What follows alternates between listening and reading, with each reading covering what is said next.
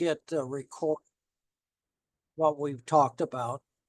But give me 3 minutes and then we'll start right here. Okay. Okey-doke. Everybody comfortable? I'm gonna close the door for a while. Keep the heat in. What? As a cooler. That's fine. Medium doesn't make any difference. Okay. So you could be an oil painter. By the way, this whole workshop, the medium does not make any difference. Except that those who are painting in watercolor have this really big advantage. Right. No, I'm kidding. I have color, I have watercolor. It's good to know. Then, see, so much that we already used to. That's my biggest weakness, is looking color. Can you be able to make me for 10 years? Tell me what to do. You have a good excuse then.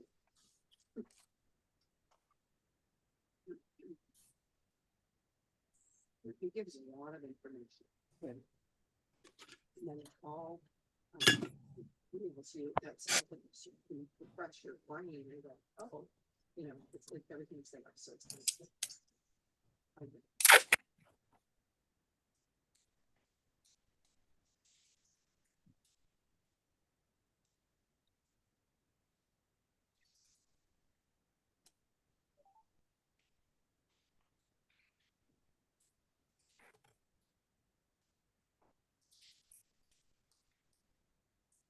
The store is unlocked. So you don't need, you're not gonna get locked out. The bathroom key is hanging right there on the doggy tail. I left the door open. Oh, okay. And where is it? So Paper it's right towels there. are right there. Clean water is in the blue bucket. Dirty water is in the orange bucket. Can we grab a cup of water? Okay, it's being recorded, so let's start. I want to make sure that it is. Yep. Okay, I put together just to show you, and you all got an invitation to this, and I see that a lot of you signed up, which is great because I've added a bunch of stuff to this, and I will be adding more stuff to your cluster folder. Just for you to try.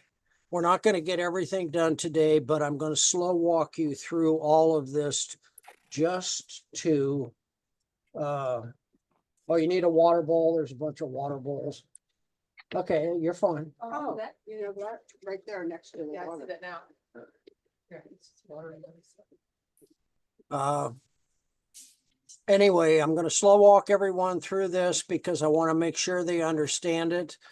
And I know some of you have experimented with this, probably if you've painted for a while. I know that you have these colors available. I know that everybody has to have, especially when they first start painting, the sky's the limit. I'm going to have a 30 color palette. And every time there's a new color that comes out, I'm going to have it. I've got more tubes of paint in my drawer. You know, when I die, my family's going to be so pissed that all these art supplies are just probably never been used, some of them. So let's start here. The advantages of a split primary palette. And I wrestled with this for a while, what to call this. And I guess some people call it a warm, cool palette. Some people call it, I was calling it a primary and a printing palette. A primary and a printing palette. And when I say printing palette, I mean if you all have printers, you look at your cartridges and it's CMYK, cyan, magenta, yellow, and black. And so that is what is considered the cool color palette, I guess. So I'm just going to say it's a split primary palette, which means nothing more than you have a warm and a cool of each primary. You have a warm yellow, a cool yellow, warm red, cool red. It's not even a red, it's magenta, a cool blue and a warm blue. And I have also Payne's Gray on my palette because I like to do my value studies first. I'm going to leave this up and I'll just go through it quickly. So here's what we're talking about: a warm and cool yellow, a warm and cool red, a warm and a cool blue. You do have a wider range of colors because if you buy a tube of paint, it's going to be one specific color, PBY, something, some number. I never bought into any of that because I'm not analyzing it left brain. I'm analyzing it right brain, which means I'm looking at it. I'm looking at what I'm painting. Should it be cooler? Should it be warmer? Should it be brighter, duller, etc.? So it's very basic. Better color harmony because you're deriving all of your colors from these this split primary palette. You're making up all your secondary, tertiary, any color that you could figure out, as long as it doesn't have sparkle in it or is not or neon. All the colors that we're familiar with. Avoid, and this is actually a pretty good way to avoid muddy colors.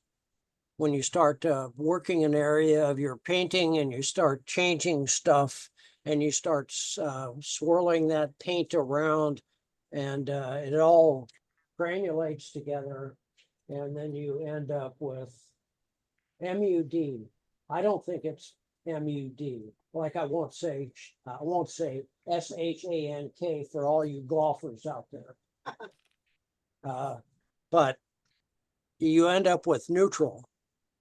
And most people don't like neutral.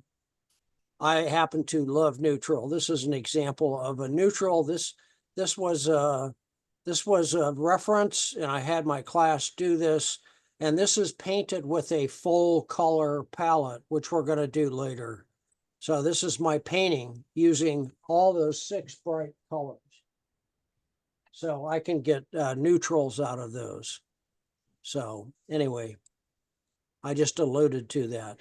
So here's what we're really talking about.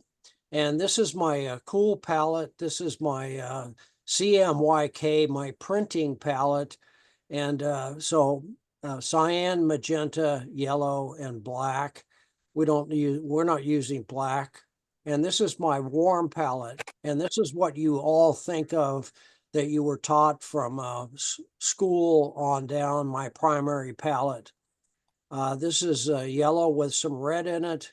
This is this is red with some yellow in it. And this is blue with some red in it. That's ultramarine, that's cad red or pyrrole red. That's cad yellow or cad yellow deep. You could do new gamboge, you could do all those things. This is like a lemon yellow or Hansa yellow. This is quinacridone rose. That's magenta. And this is phthalo blue. That's cyan. I mean, that's much closer to that. So these are the secondary colors, and we're all going to do this. We're going to we're going to split these palettes off, and just these 3 and just these 3. And we're going to see if we can make an orange, and we can make a green, and we can make a purple. And the same thing on this side. It's all the secondary colors. So we're going to start there. And then what we're going to do after that is we're going to take our regular palette, which you don't have yet. I'll give you a regular palette you can play with before you start squeezing out a bunch of paint, and I'll give you a palette. Take your regular palette and brush out a little square of burnt sienna and see if you can match that using these 3 colors or these 6 colors. So I'll show you my palette in a few minutes. I put a bunch of reference in here. And these were all painted, these guys were all painted using the split primary palette. And reason I chose this one initially, it's got a blue sky, it's got purple hills, it's got orange, it's got green, it's got teal, it's got a ton of earth tones, ochres, siennas. Those were all, this was all painted using this palette. So I don't think there's any excuses that you needed a certain color. And these paintings, everybody's going to have a different style. This is not a class on painting. This is not any of that. This is on how to use your color and how to limit your palette for better results. You don't need all that stuff. This was also painted with the 6-color palette, so I can paint just about anything. I paint a lot of landscapes. I can paint just about anything that I want with these colors. You can see the difference. This is closer to alizarin. I know everybody has that. It's a magenta. This is a phthalo blue. This is the ultramarine. There's a kind of a interesting choices on the yellows. I use Hansa yellow, and then I use Hansa yellow deep, and there's not a lot of difference. A lot of people use gamboge. That's too orange for me. I love gamboge, but I'm not really using it. And this is a pretty good example of, and you can see it pretty well, what palette we're using. And so we have cool and warm of each color. This to me is a little bit too orange, but it's okay. And then later on today, after we run through some exercises, how to make neutrals, how to do a full color, and here's just some extra reference in here, which I'll add to. Then we can say, okay, I have my regular palette. It has 28 colors. I just bought paint. There's 50 colors or 30 or whatever it is. So what do I use? So here's a good little exercise you can do. And I will, we'll do this at the very end if we do it at all, but I wanted to share it with you. So this is also what I had my class do. This is a limited palette, but I have this piece of reference in front of me, and I just took this as reference. I don't know who did this. That's who did it. But how do I paint that using just 3 colors? It's a really good way to learn color. Oh, hi, somebody new. Oh, hi, Gail. Good. Hi, Gail. Can you hear me? Yes. Okay. Anyway, Hi. so how could I paint that using just 3 colors? So here's a little exercise that I had class do. I'm going to use, I see that reference has some blue in it. I see it has yellow, green. I can get the greens by the blues and the yellows. It has some purple. So what do I use? In this case, I painted this one using gamboge, imperial purple, and ultramarine blue. And Debbie, this is where these came from. And this one I said, well, maybe I'll try Naples yellow and ultramarine pink and Prussian blue. Anyway, it's a really, really good way to learn color is to just pick 3. Figure out what you want to paint. You all have paintings that you've done before or photos that you want to paint. So just try to figure out, can I do this using these 3 colors? If you will notice, all these colors right here come from a family. This is the yellow family. This is the red family. This is the blue family. Same here. Red, yellow, blue. Except now I'm using various shades of that, various hues of that. Anyway, here's another good little thing that you can do by using your 3 colors, which I think some of you have done before. I give this to a university Yes, can I paint, of course, I've got red, but I'm not allowed to use red. How can I paint that apple without using red? Well, I have yellow. Uh, I can't just use my red alone. I have yellow and I have magenta. Can I paint that apple? Same here, same plum, purples, red, purple, blue, purple. How do I do that? I have magenta and I have blues to use, and I don't have any greens. How do I do that? You have a bunch of yellow and blue. Just here's some, I don't know why I just did this. Anyway, that's on my screen now. I don't know how to get rid of that, but that's okay. Anyway, so does anybody have any questions so far? I put this in here for reference. You can paint that with your bright 6-color palette. Look at this. This has some purple in it. This has yellow. This is blue along here. This is cool. This is neutral. The same with this. This would make a really good test to try to paint this using your palette. So I'm undecided about that one to paint. There's another palette. How could I do that using 3 colors? So anyway, I'm going to be putting more and more stuff in here for you to look at. Last thing is this. Why is that doing that? I don't want it to. So there's something there. Oh, is that Gail? Am I doing that? I'm talking. It looks like it.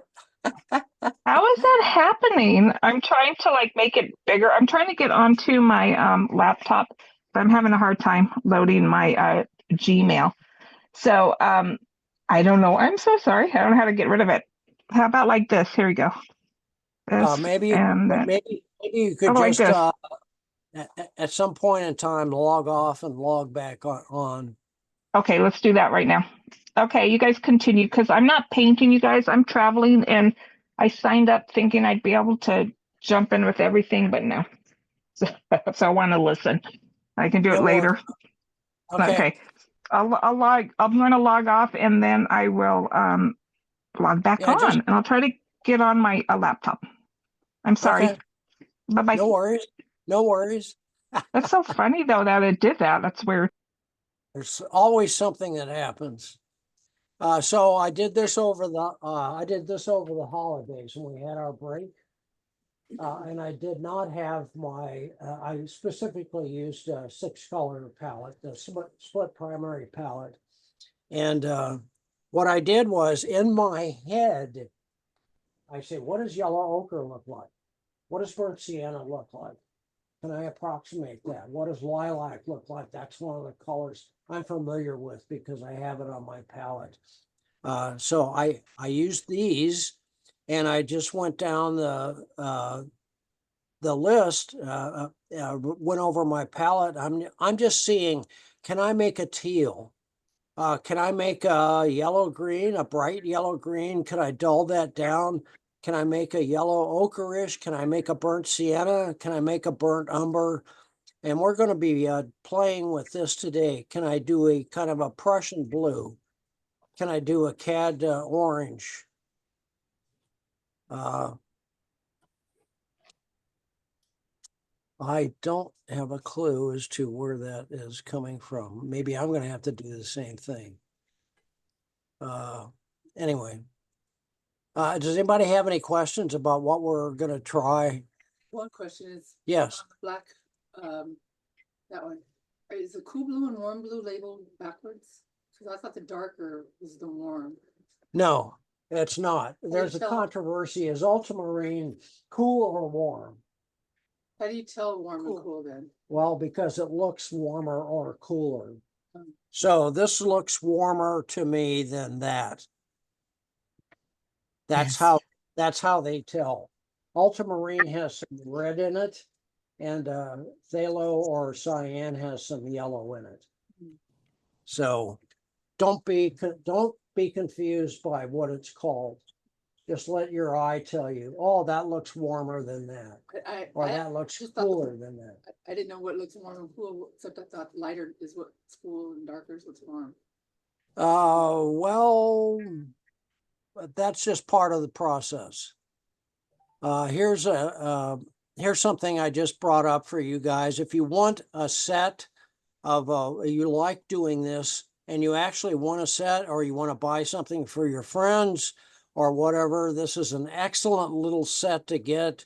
This is Daniel Smith Essentials. They're called Essentials, and this is the split primary palette.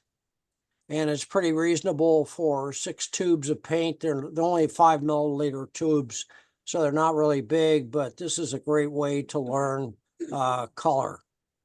So if you want to have those in your bag, or if you're putting on a workshop and you want to have this on your list, then you could do it that way. Anyway, there's a whole bunch, and you can even get these at Walmart, it says. So anyway, I'm going to get rid of that guy.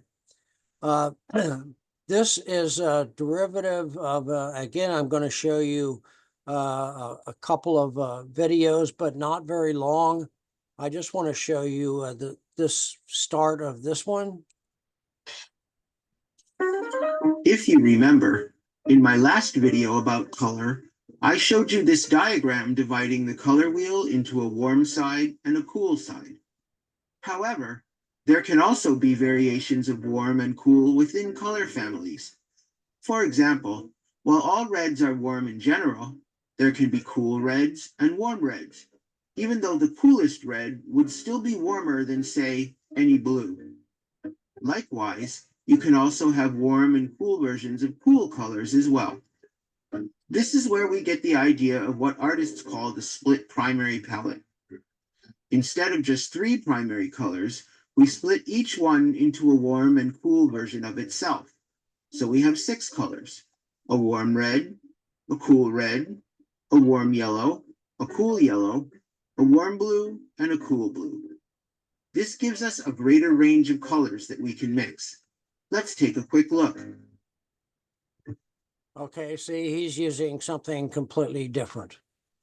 I don't know what might be using oil paint. Doesn't make any difference, the medium. Anyway, I'm not going to play any more of that one, but I'm going to send you the link to that one. After this workshop is done, you'll get the recording, plus you'll get the link for that. Here's my palette, and this is based on the Daniel Smith, and she's going to talk quickly about why she's doing this. Here with a new palette. It's a Mahalo palette. I'll link it below. I chose it because it is a small palette, and what I want to do is have just 6 colors in this palette. I have, as you can see, I have 2 reds on the left, and one is a cool and one is a warm red, 2 yellows and 2 blues. And one of these colors is a cooler side color, and one is a warmer side.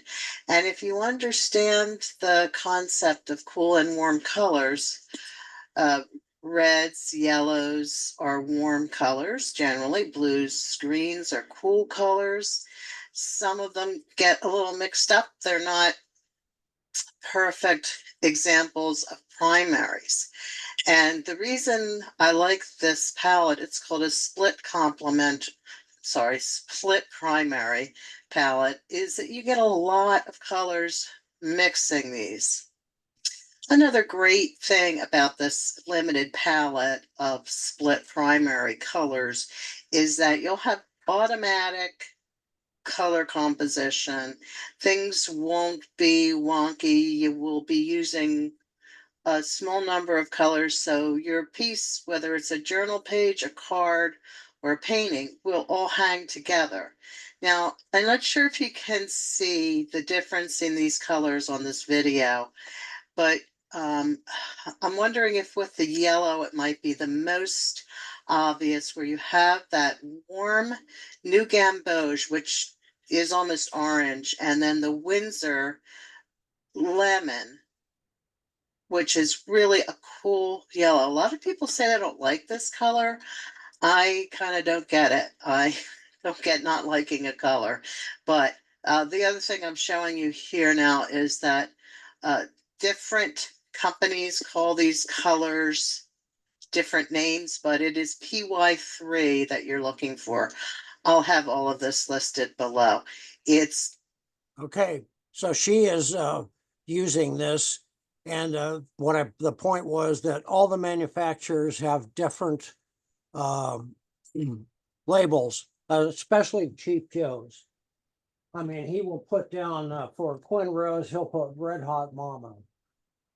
That's the name of his color, or some goofy color.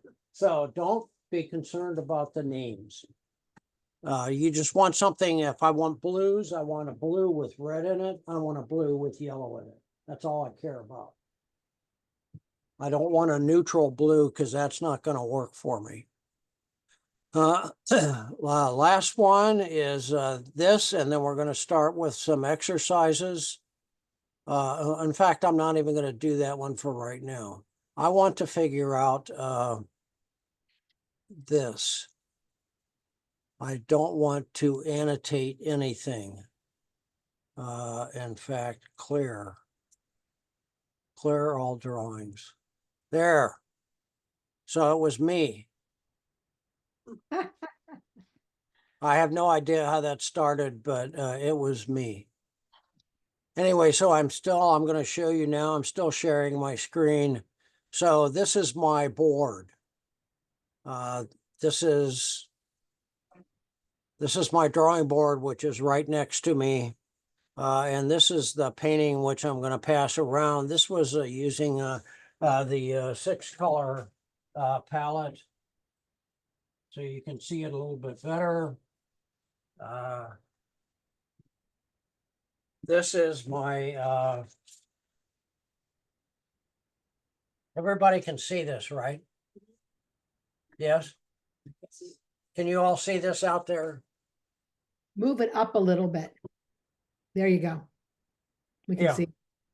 So this is my basic palette. If I just did this, these are my 6 colors right here. Okay, and this is a magenta, and this is a cyan, that's yellow, that's red, and that's blue. I'm not naming that red, I'm not naming that blue. That is magenta, and that is cyan. That's your phthalo, and that's your quinacridone rose.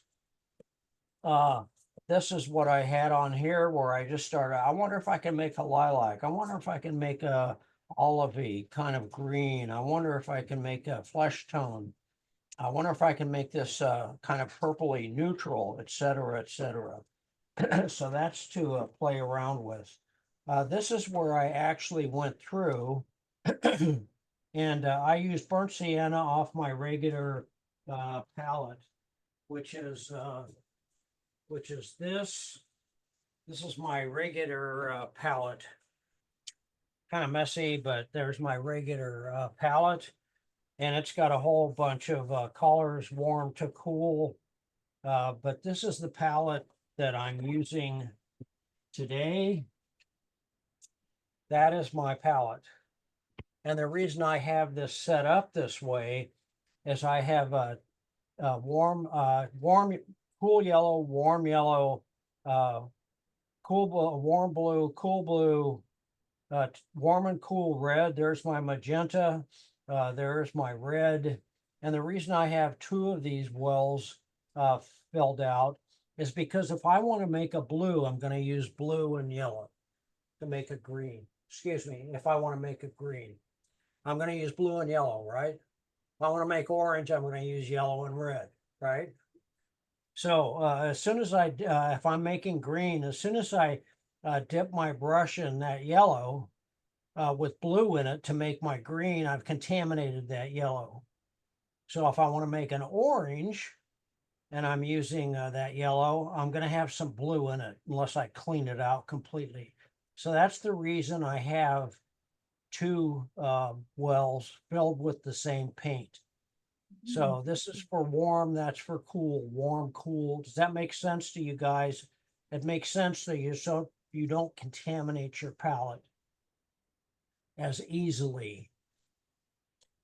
So I found out that the hard way. This works very well. So I'm only going to dip blue in that yellow.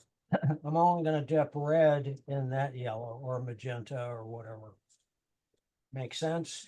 So what I did was I used this. This is off of my regular palette, right out of the tube paint.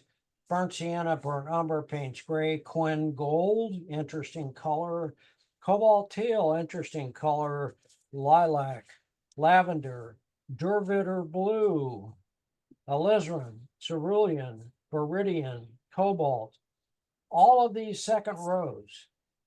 And I think it's a pretty good match. All of these second rows were made out of my split primary palette. So I was trying to match it. So that's a good way to figure it out.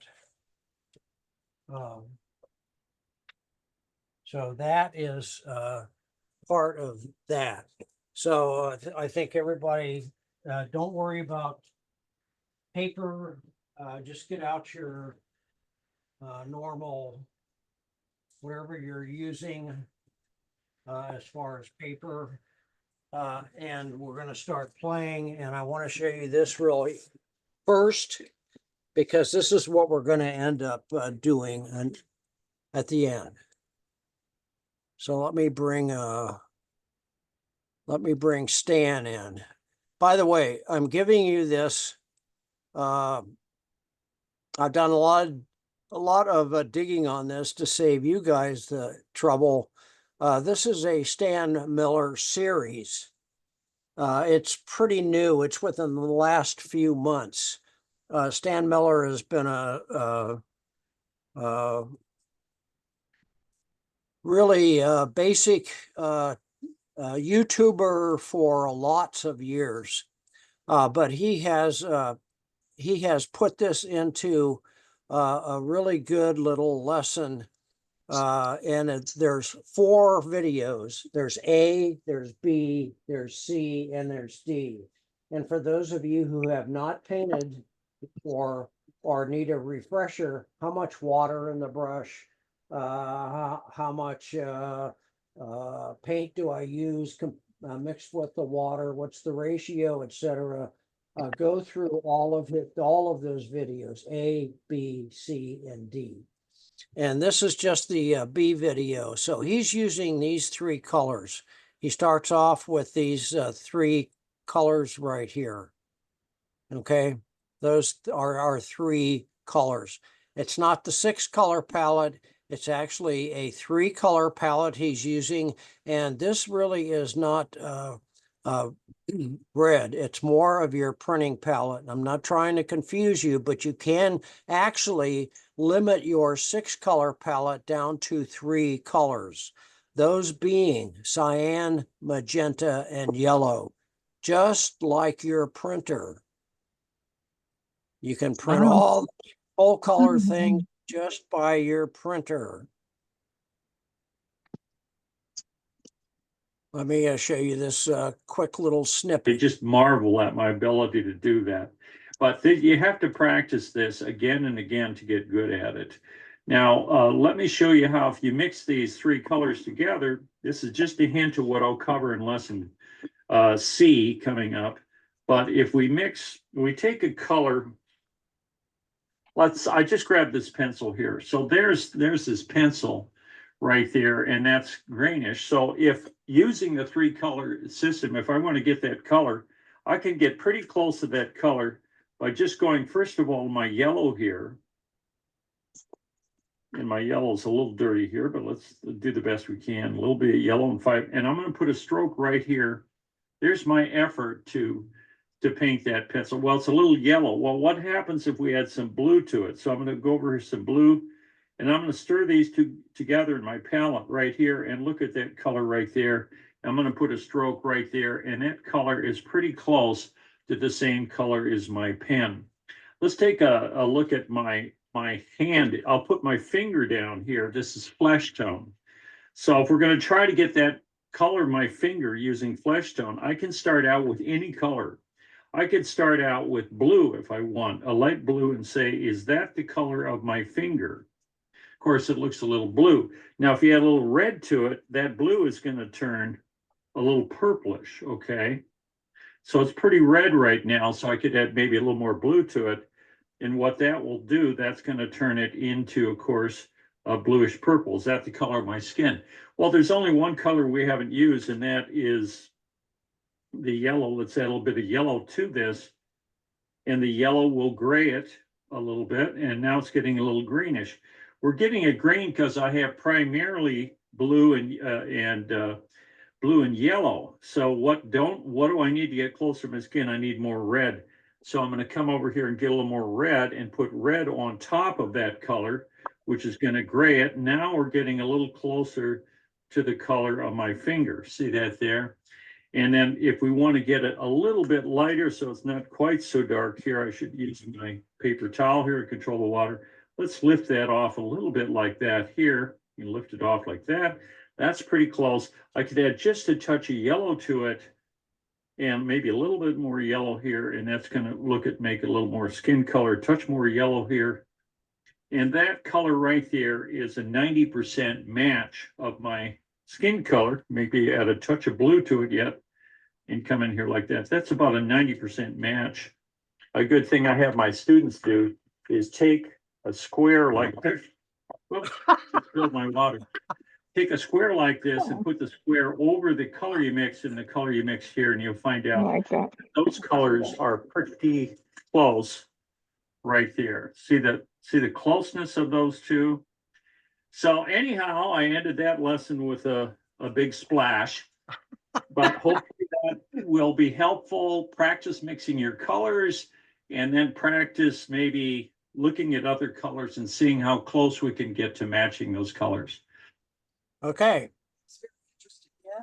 yeah. So there's a whole series of those, and we're going to be doing this. And I've got several things for you to try with doing this. So let me get some people started here. Get out a fresh sheet of paper, and what I want you to do first is just do this. So now you have a reference. So now you'll know. Don't not do any of this. In fact, just do this. Okay. We can't see. Whoops. You can't see it. Yep, I got you. Let me close this. And let me bring this back up. Okay, I just want you to do this for now.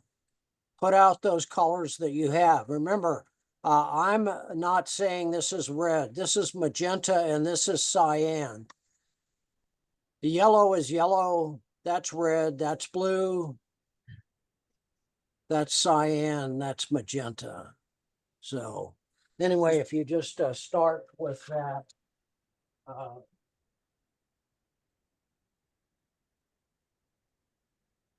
We'll be on our way.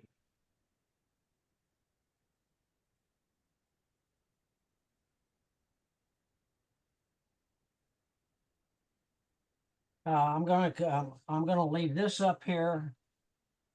I'm gonna leave this right here so you can kind of see that. That's how I have my my colors arranged. And I want to get people started here. You have a palette. You need to squeeze out some of the fresh paint. So I don't know what you are going to. Come on up.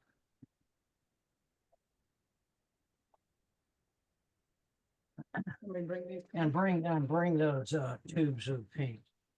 So we're going to see if we can't match those. A lot of people already have something that's close to this.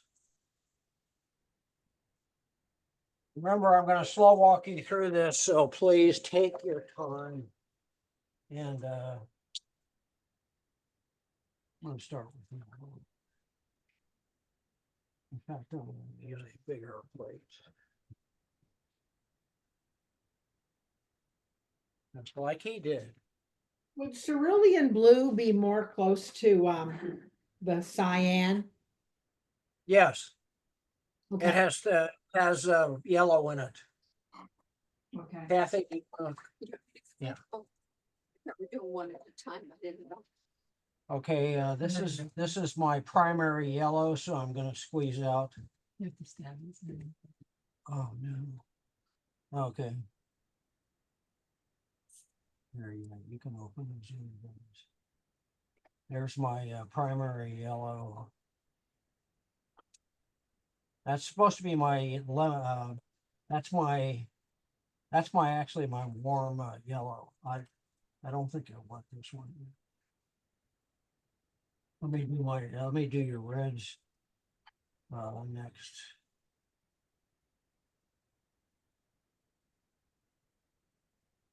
That's red. And this is rose madder. I don't know if this is gonna work. But we're gonna find out. It should be okay. That's close. Yeah, this will work.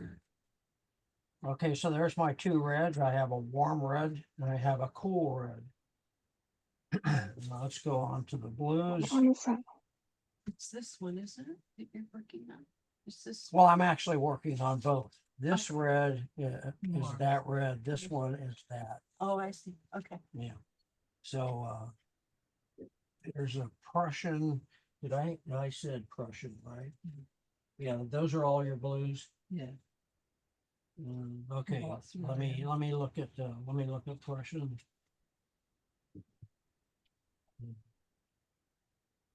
Okay, this guy. But you can use like ultramarine blue and that cool. Yeah, look. that's what I was looking for. That's blue with yellow in it. Oh, you have ultramarine. Okay, do you want to open that for me? I'm going to waste some paint here.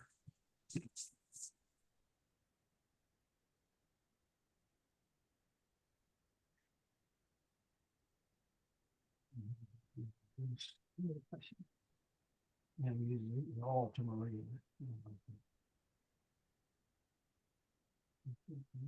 Wow. Okay. It's pretty light compared to that. Yeah.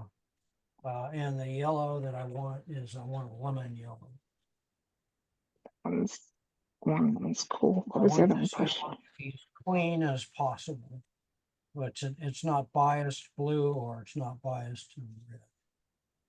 See the differences? Yeah, the ultramarine is not. I want to see something here. What's better than ultramarine? Did you say Prussian? No, I'm still she's got a set of paint here that's kind of that's better. That's much better. Okay, so we're gonna get rid of these guys. There, that's pretty good. That's a pretty good split primary palette. Okay. And let's just test those out. This is a set of paints that someone got that has like, I don't know how many colors, 52 or something. 52 or 53. I have So that one. 50 colors. So what I want to do is I want to take my warm palette or my the warm. See how much warmer that is than the one next to it? Because that's yellow with some red in it. Okay, Oh, and that's going to be my.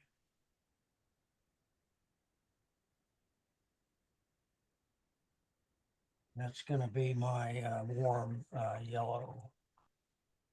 And this is my warm red. I don't know if you can see the difference. This is going to be warmer than the magenta next to it.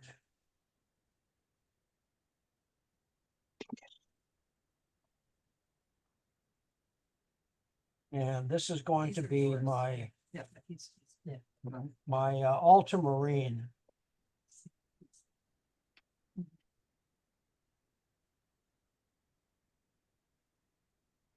Don't mix with water. I would rather have six good colors instead of 50 colors. Anyway, so now I'm cleaning my brush. Clean your brush every time very thoroughly. So now I'm going to use the other yellow. And this is my cool yellow. You can see the difference. That's got red in it. That was cool on the, oh, that's warmer. Yes, I know. Yeah, this is magenta. See, that looks different than the red. That's magenta. And she really doesn't have phthalo, so I'm using, what's it called? Cerulean. But that's closer to cyan. That's closer to what I'm looking at when I'm looking at my printing cartridges. So anyway, I want you to do that. Okay. So you can remember what colors those are, so you can mix them, but I would, if you continue with this, I would suggest that you get some Better. better colors. Yeah. So anyway, so we have that. We figured out her color palette, kind of, sort of. And I'm going to give you a palette. I'm going to give you this palette right here and a paper plate to mix them on. You want me not to use these? You can use those, but here's the colors that, remember I said any medium. So here is, here's, Any medium. Paper. this is, these are acrylics. Oh, anyway, okay. So So I could do there's, acrylics too. there's my cool yellow, Here, hold this up. and I want this on cerulean and Strap. brilliant. I don't know the difference. Well, that's gonna be too light. So, and they have it also smaller. See what brilliant So- looks like.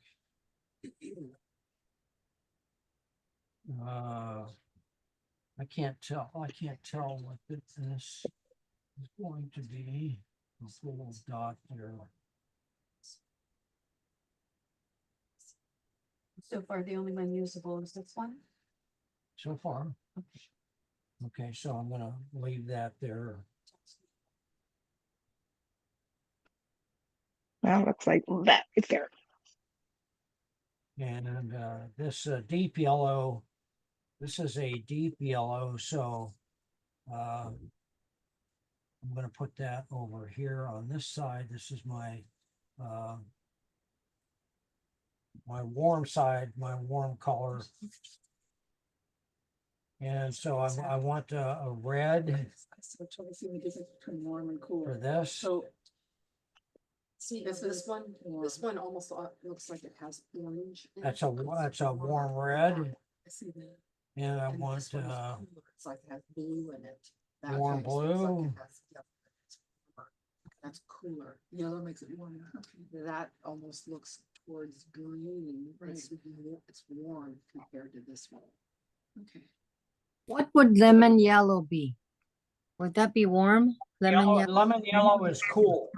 Lemon Oh. yellow is Down at the top. lemon yellow is very good yellow. It's not biased. And it's It's, cool. Well, it's on the cool side, but it doesn't have blue in it and doesn't have red in it. It's very good blue. Deep red, crimson. I don't know How's which this- of them are going to be better. Some This one is considered warm. So this is put a definitely dot. cool. Remember this, if you had put yellow in this, see how warm it is? dots. See how warm And then this we'll is wash compared those to out that? and see which one works the better. Because This it's was the different. deep red. So you already. Okay, I want to do the deep red. I want to see what So that you color may as well looks. start with. That's pretty You're gonna good. go 1, 2, 3. That's a deep red. This is acrylic paint, by the way. Yeah, forget this one. So it's your deep red yellow, and the blue I haven't figured out yet. So let's figure that out. Well, this is, Rinse your brush from. that was the that wasn't the cerulean, that was the brilliant blue. So there's the blue. So those three colors are on this side. That's your cool palette. And these three colors, these three colors are on your Okay, warm so side. you can do, So there you go. warm. Cool. Yeah, just This one. just Wait, wait, just- How's this? you can tell by the yellows, that's red. That's magenta-ish. That's got a little blue in it. You can tell by the yellows especially. Move it That down. yellow has red in it. That yellow has nothing in it. That's not biased. Move it down, So- so you can see it a little bit better. These three colors you can Red. That has orange in it. Yeah, well, it would have yellow in it. It's maybe like tomato. This one has more blue in it. And blue's cool. Do you see the difference now? A little bit more water. that ultramarine is going to take Blue's some cool, mixing. Yellow is warm. Right. Sun and moon. See, this is another little palette that I have, Little red. and make sure you keep your brush clean. That's another little palette I have. See, that's my yellow. This is my other my warm yellow, cool yellow, warm red, cool red. Follow the. Joe? Joe, Joe, yes, this is Gail. I have a question. The ladies that are in your class, is Yes. there any way to mute I know they want to talk and that's fine, but it's hard for me. It's kind of distracting me from what you're saying. okay, gotcha. I don't Okay. know how to mute them. No, I'll nothing personal, ladies. I'm just going to tell them to keep it down. Keep it down, ladies. Keep it down. Okay, thank you. Sorry. You're fine. I just was wondering if there's a way to mute you guys a little bit, but that's fine. You're learning. We're all learning. Go ahead. Yeah, I'm going to get out my N59 masks.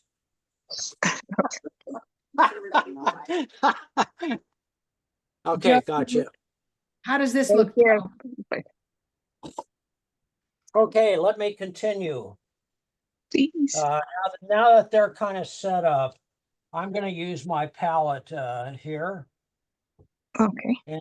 I'm going to set up my just what I've asked you to do. So there's my cool palette. So this is my cool yellow. And the reason I'm doing this is because we're going to be using these colors. So there's my cool yellow. Okay, and then I'm going to go over to my cool. I'm not going to say it is red. It is actually magenta. See, look at that. Isn't that pretty? Very pretty. Like it. That's Quinn Rose. And then I'm going to go to my phthalo blue. And those of you who are familiar with watercolor will figure that out. So that's the cool side of, I'm calling it, people call this, instead of a split primary, cool and warm. I think it's confusing at times. So I'm saying that this is my primary palette. There's my yellow. That looks pretty good. And because that yellow looks different than that one, this looks warmer. So here's my red, and this is red.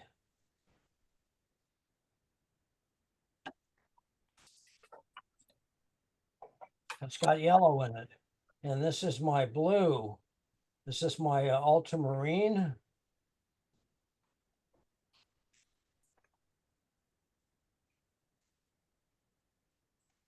You see that? You see the range that I have with this now? Mhm. Now I'm going to take this side of my palette. I'm going to split this off.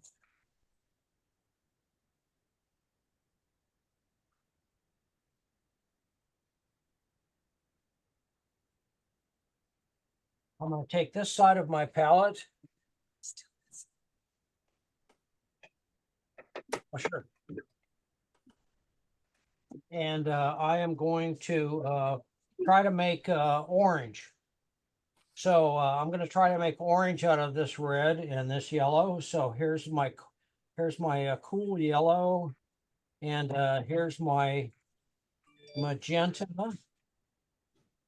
So I'm going to try to make orange.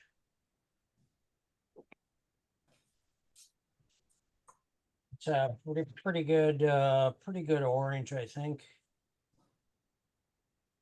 Could be a little bit redder. Like that. And now I'm going to try to make green. Oh my gosh. Green. So I'm going to use a little bit of my yellow. I'm just using these three colors, which is that, and that. It's my cyan, magenta, and yellow.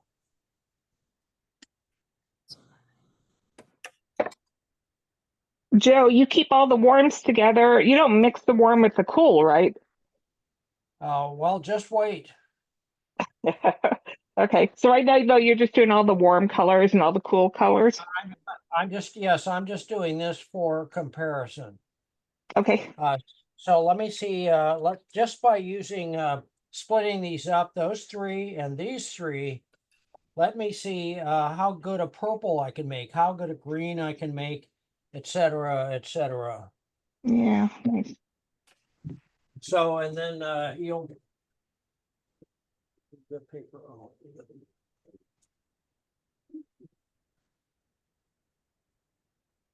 This is one of the reasons I have this split palette.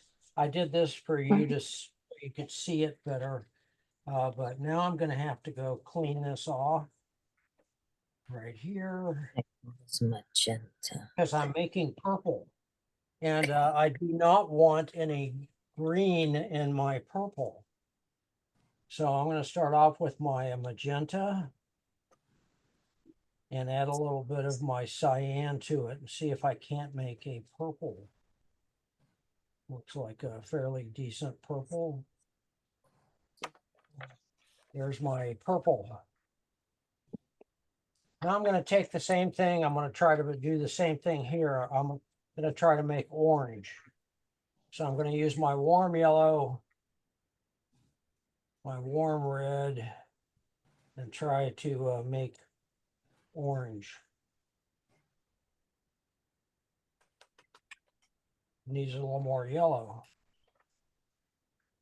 While this is still wet, you can adjust this a lot. See, I just made it more yellow. So there's an orange.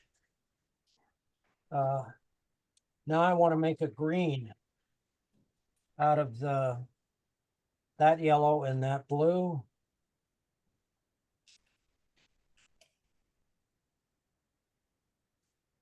Oh, I see. And here's my green. Maybe a little more blue in there.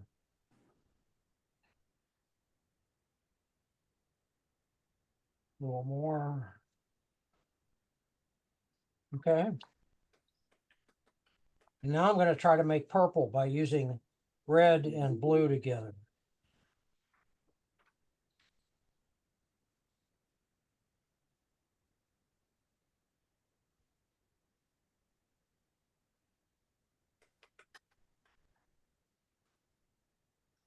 Good Lord.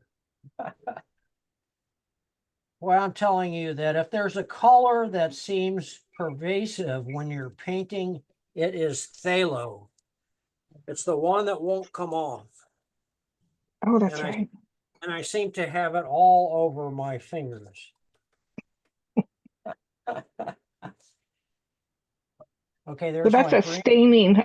staining paint. That's a staining paint, I guess you could say. Is that right? Yeah. Okay, why do we want staining paints as to paints that don't stain, I guess? I don't know that we want them or don't want them. That's just what they are. Okay.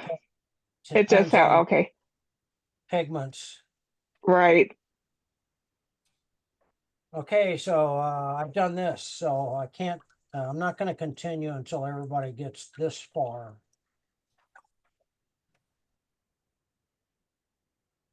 I'm gonna clean my palettes off. I really like it.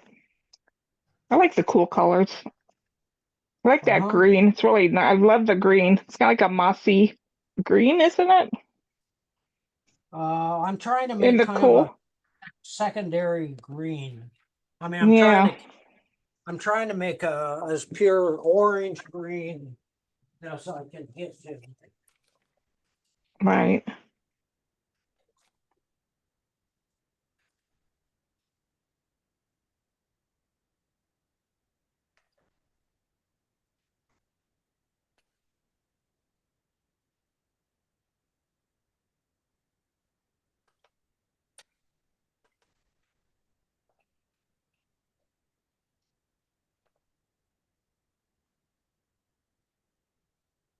That's the warm color. I thought those were okay.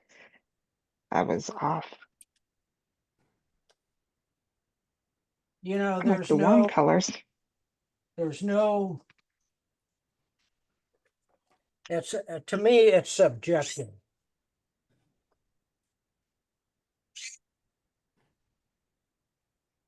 I looked up dozens of articles on is ultramarine a cool color or a warm color?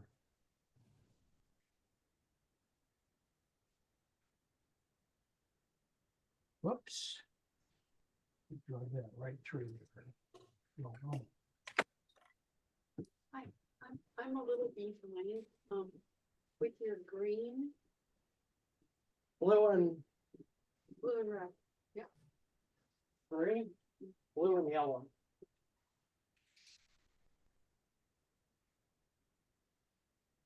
I want you to compare when you get this done, and take your time through this. When you get this done, I want you to compare greens. I want you to compare purples. I want you to compare oranges and see which one you think is the most accurate. According to a color wheel. I have the answer for you about ultramarine being cool or warm. Okay.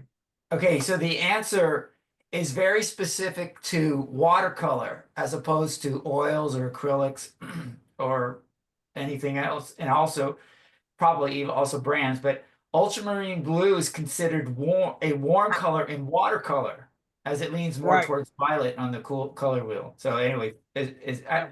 as far as watercolor is concerned, I've always considered it warm, but There you go. there may be one brand that has it, you know, a cooler version of it or deep or something. Yeah, for our semantics here, yes, that's on the warm side.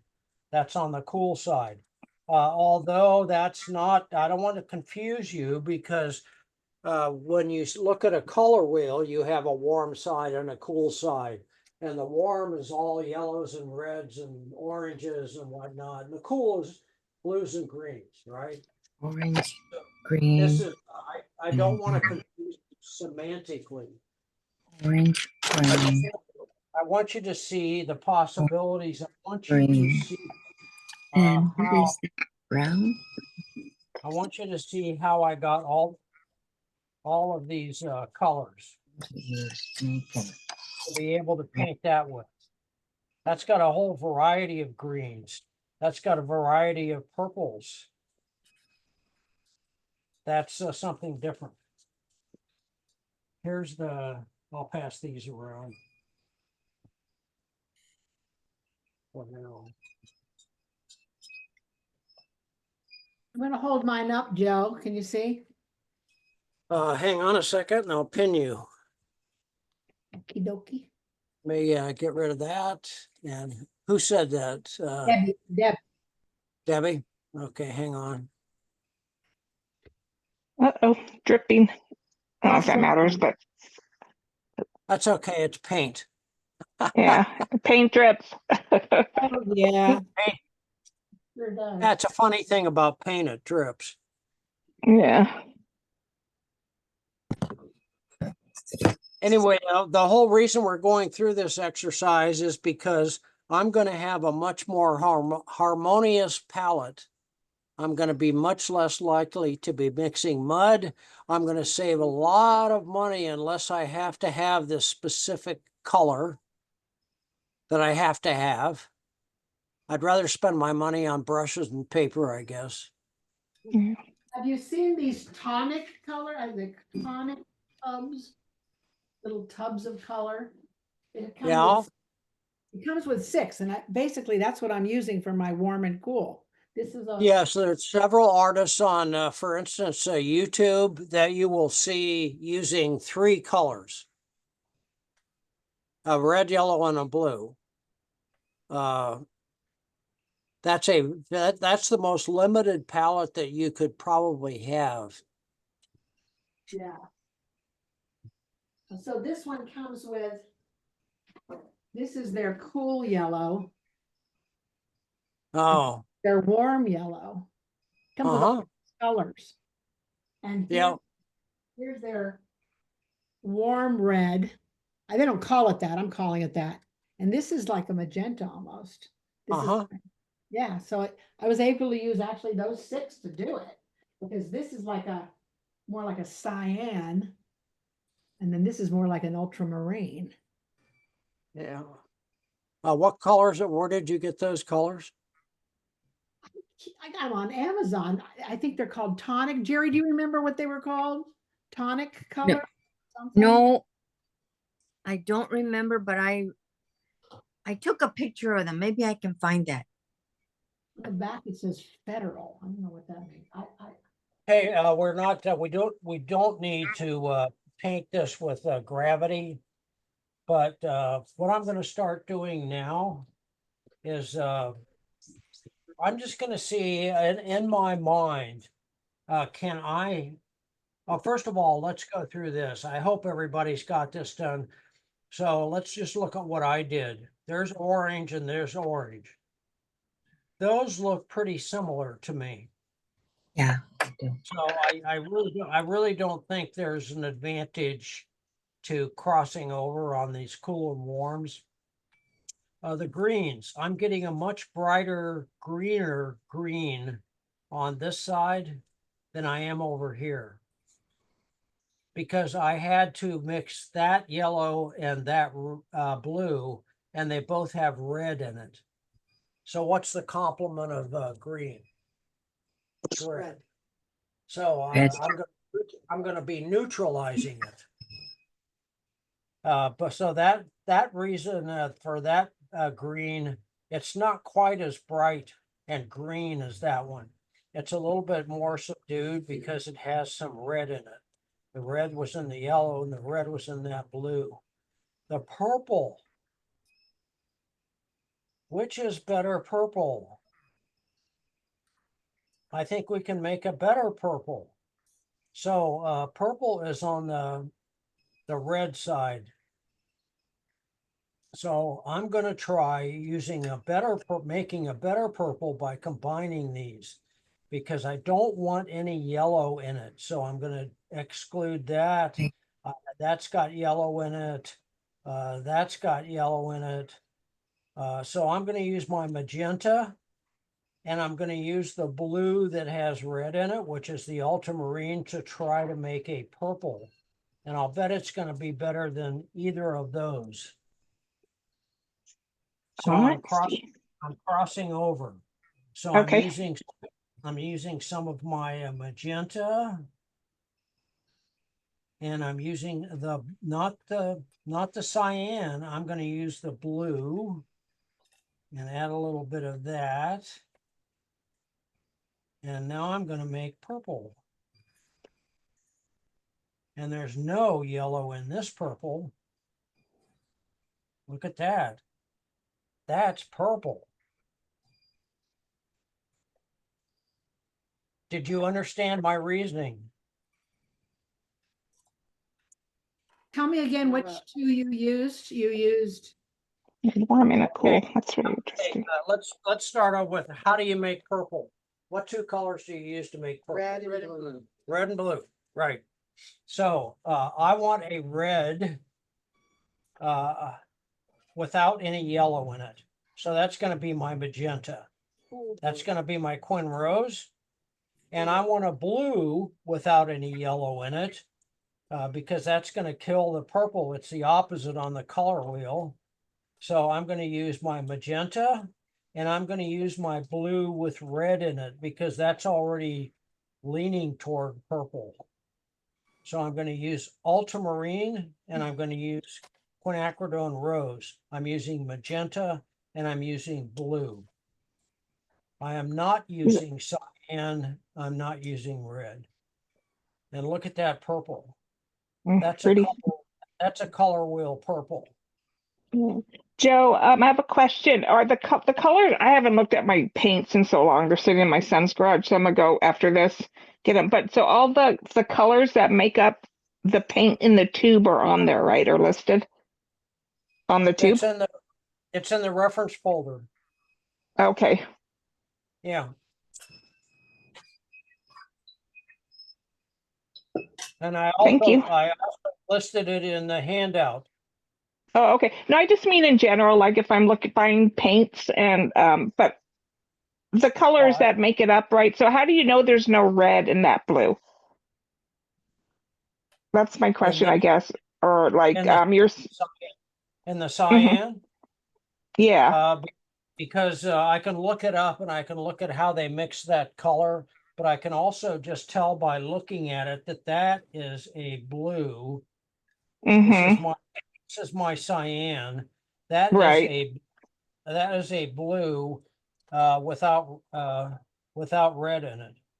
Okay. Because right and the one next to the right, yeah.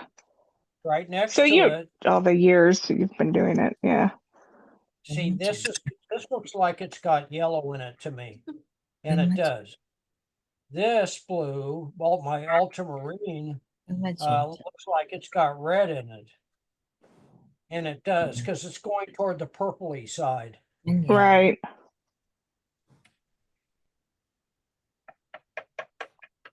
Okay, thank you. Thank you, Joe. So how I got to that purple was I used my, I don't know, it's my magenta. Yes, I used my magenta. And I used my blue. I only have 2 blues. I do not want the one with yellow in it because that's going to just neutralize it. I want the one with red in it. So I use these 2 colors to make that beautiful purple. You use the cool ones. I used my magenta and I used my blue. My warm blue and my cool red. I don't like red. It's magenta, and that's not blue. It's cyan. It makes it much easier to figure out. So we got some good oranges and we got a good green by this side of the palette, a brighter green, and we got a good purple by combining from the cool and the warm side together.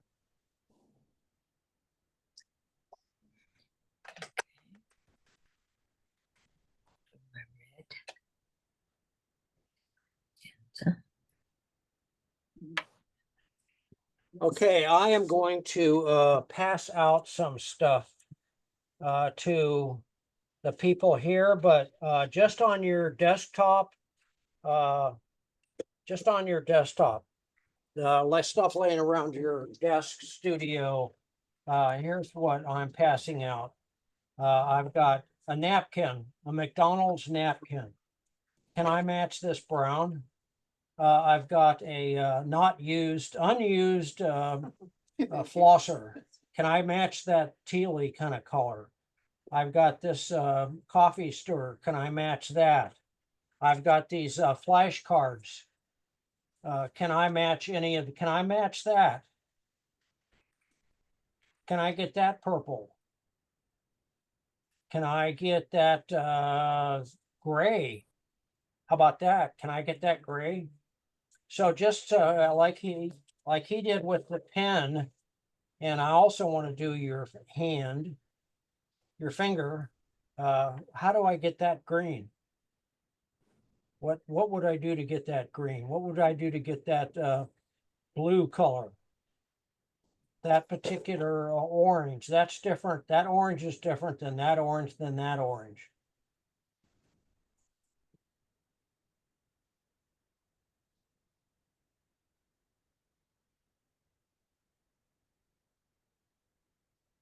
Well, I can't get that purple that you got. When I mixed them, I still. That's okay. You're at a disadvantage because of your paints. Okay. Okay.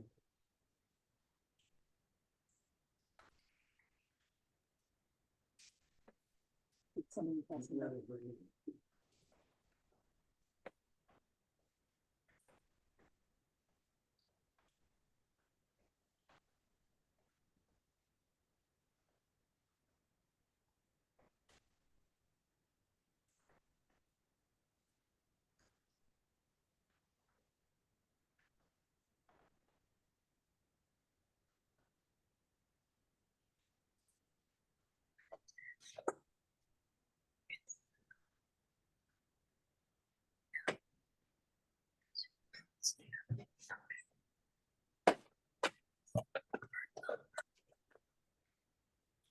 How do I get black?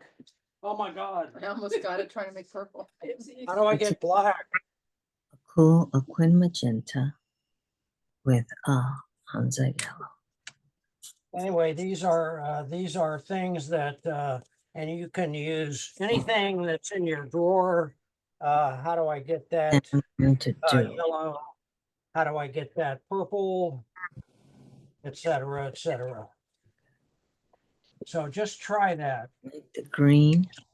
I'm Just try. going to do ultramarine blue with lemon yellow. And you can do this.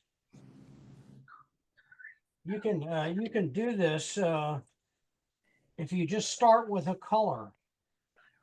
I'm going to start with a. I'm going to try to get this brown. So that brown. Are we following along with you or? No. Doing This our is own this is thing? not following along. This is just me doing this exercise. So we're watching, but we're not doing, No, you're doing it. am I doing Yeah. whatever is here? Yes. Okay, Just try to match those colors. got it. You can just see what I'm doing. Here's my dilemma. Is that brown? That brown's kind of warm, so I'm going to use a little bit of my warm yellow. I'm going to start there. It's kind of contaminated, but I'll just start here. Okay, that's too orangey. So what do I have to do to darken that up? I'm going to put a little blue in it.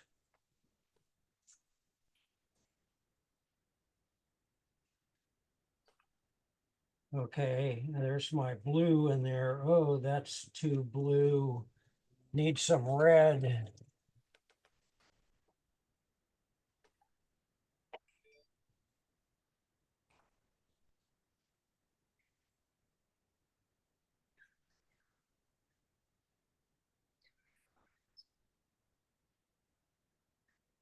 That's getting there, but it's too red. So I got to go back and put some more yellow in it. Now I'm getting closer.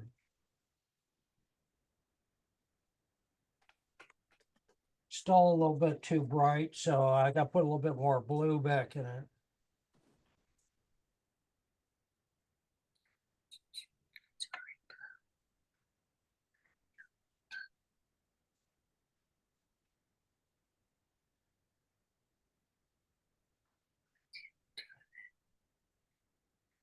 A little more red.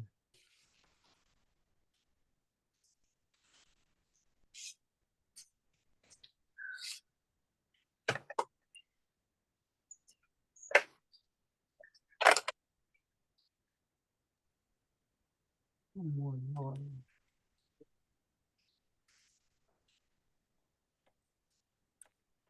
It's not too bad. Could be a little darker. But I made that nice. Confused. Confused.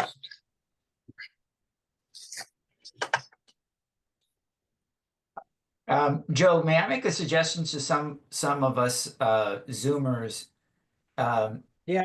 That, you know, some of us are thinking out loud or talking to our friends and spouses, maybe to mute yourself unless you're talking, unless you want to be heard.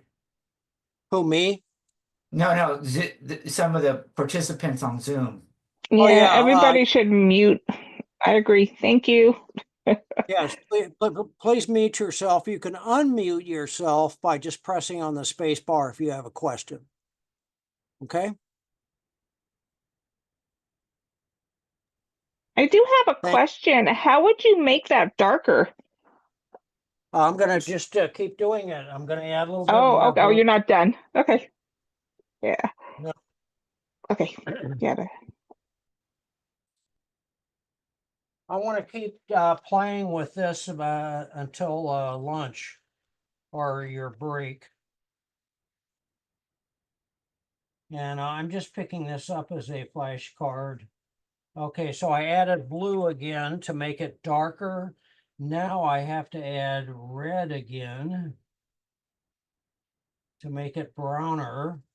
And I did, but it's a little bit too red. So now I have to have a little more yellow.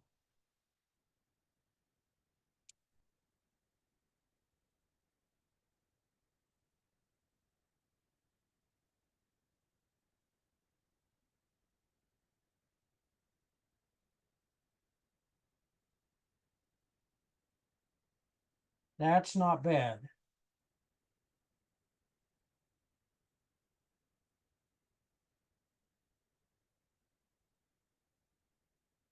That's not bad. It's pretty good. 95%.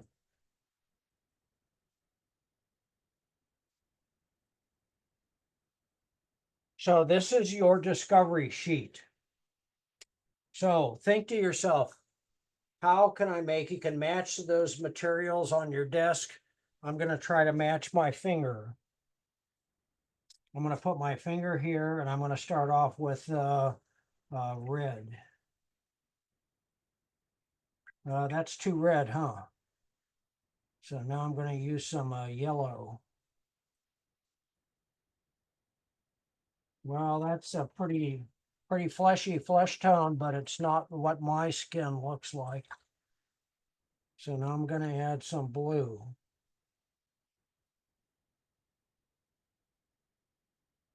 Probably too much blue, so now I got to go back and add a little more red again. Too much red.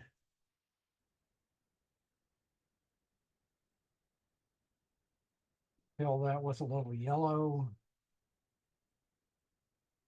Now I'm kind of getting there. It's still too bright.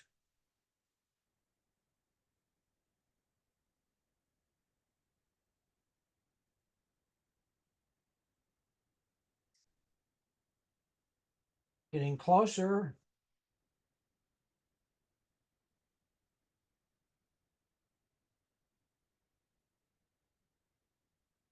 That's going to dry a little lighter.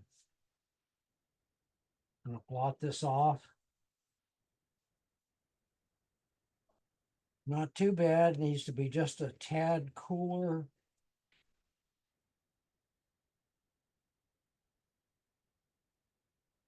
That's pretty good, I think.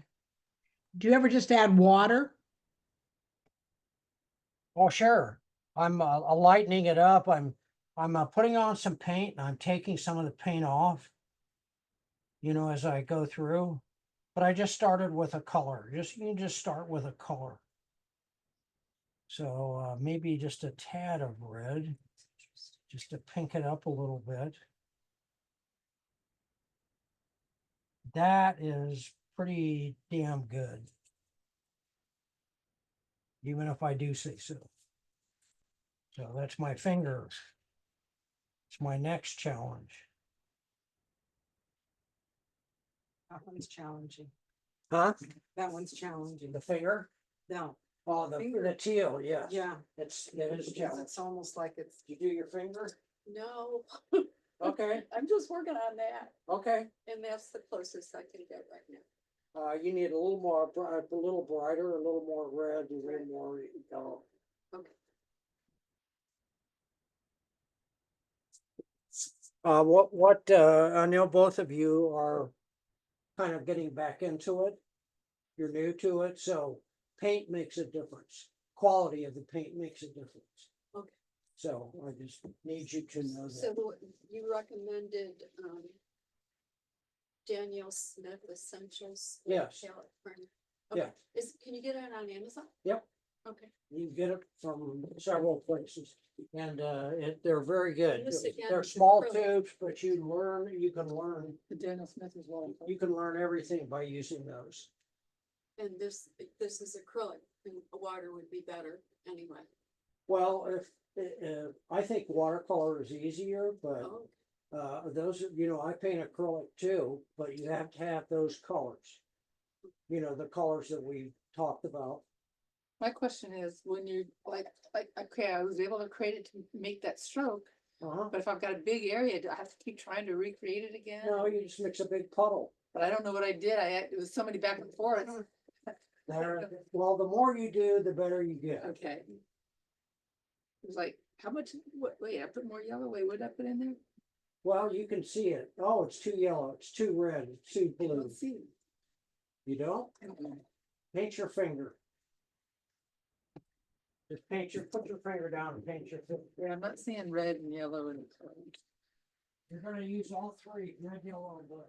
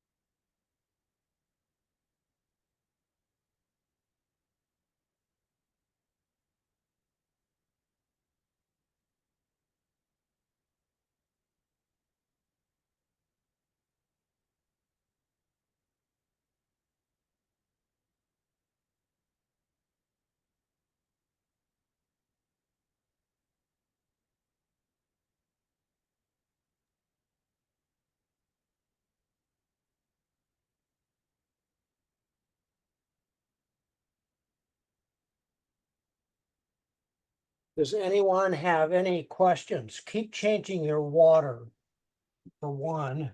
So I'm going to try to paint this color.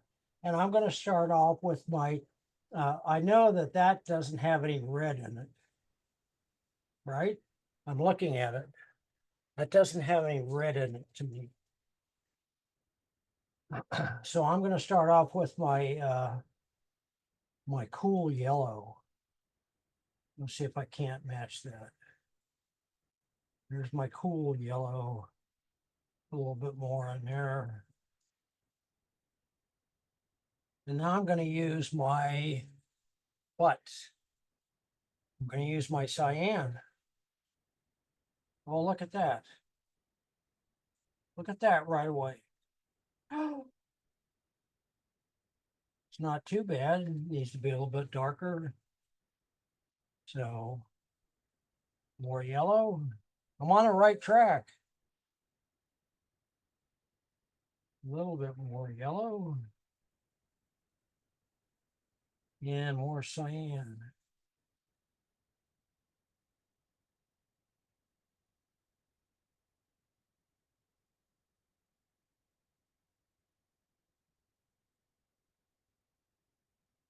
Add more cyan.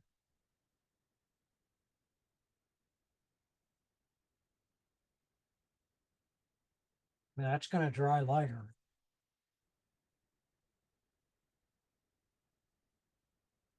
I'll help it along with it. Pretty good. Who knows what that plastic was made with? This purple pencil. So I already got a good purple, right? I know how I made that purple. The more you do of this, the better you're going to get at it. So I'm going to put down some magenta.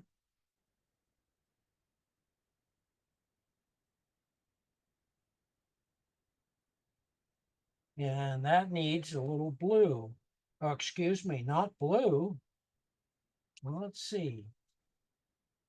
Yeah, I think it does need blue, not cyan, because cyan has yellow in it. Let's see.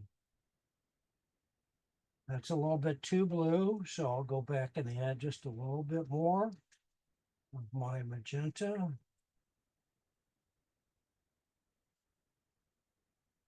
I'm getting pretty close to that purple. Yeah.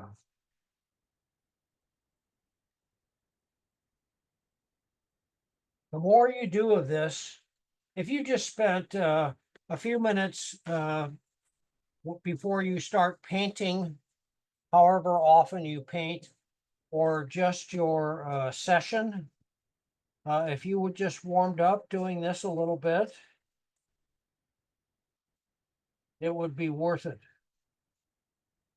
After a few weeks, you'll be able to paint anything with this split primary palette.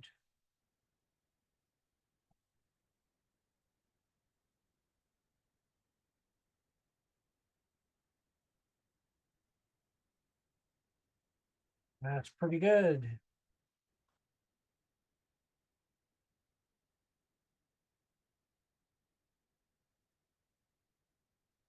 Oh my gosh. How do I paint that? Well, I know it has yellow in it. And I know it's kind of warm, so I'm going to start off that way. Jim, ask a question. Yep. Purple is hard for me. I'm sorry? Purple is hard. Do I start up with the red or? Use that red, and that blue is going to have some yellow in it. So use that red and that blue. Look. Yeah, look at you. Yeah, so that's too yellow, right?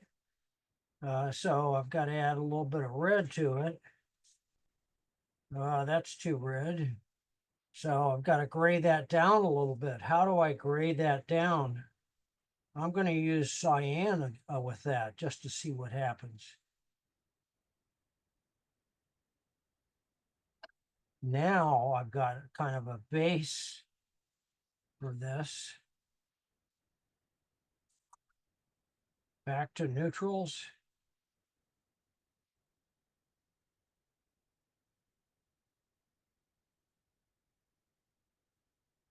It's too red. Let me take a little bit of this paint off of here. Get back to, I need some more yellow.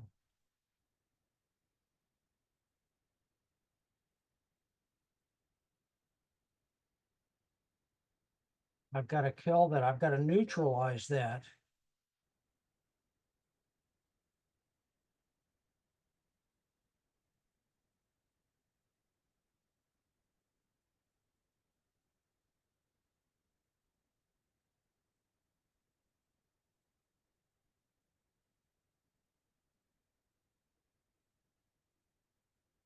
Getting there.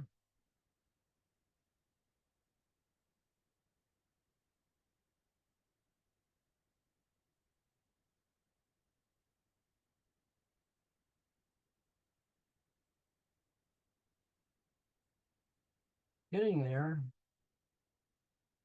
Neutralize it a little bit more.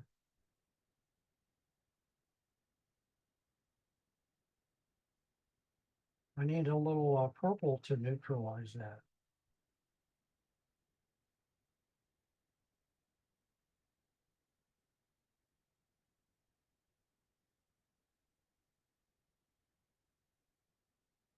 Getting there.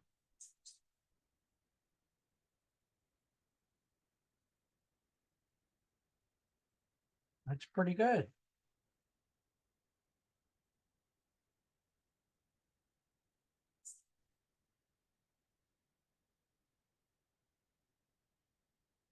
It's possible. With my finger. Yes.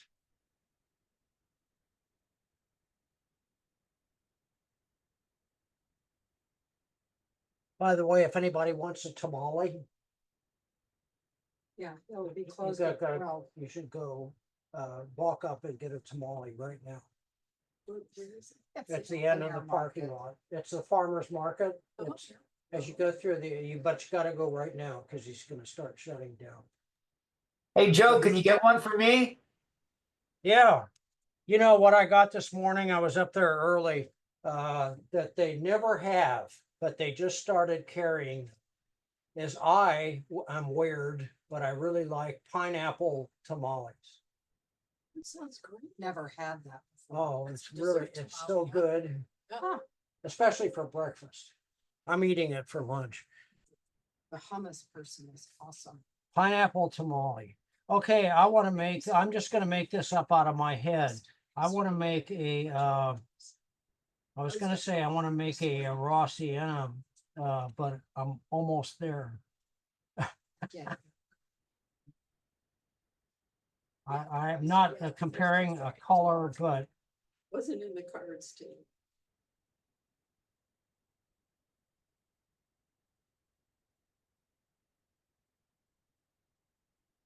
it needs to, it's a little bit too bright.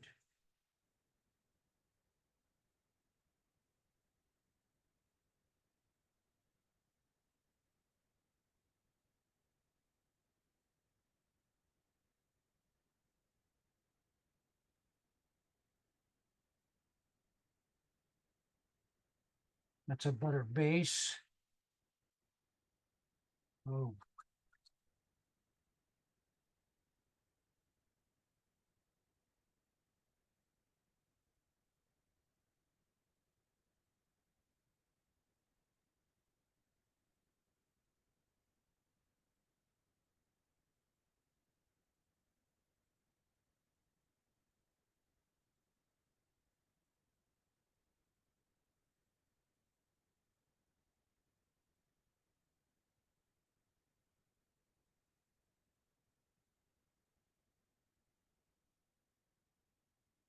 Gonna let that dry.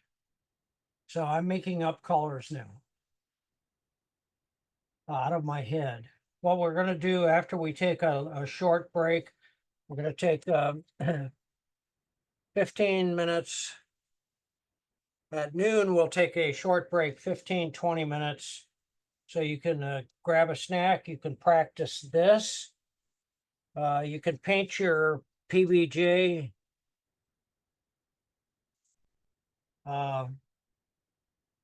We're going to spend just a few minutes on taking the same exercise right here and using your palette.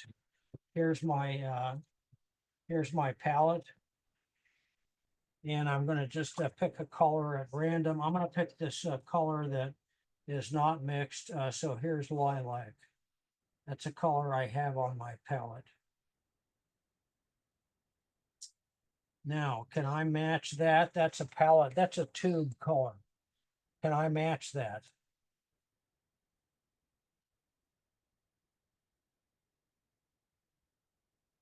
And why would I want to? I want to because I'm going to learn a lot more about what color works together. And I'm going to become very good at this. Look at that. I almost hit it. I almost hit it right away. That's going to dry out, and I'll bet you that's pretty close. Dervitter Blue. How many people have heard of that one?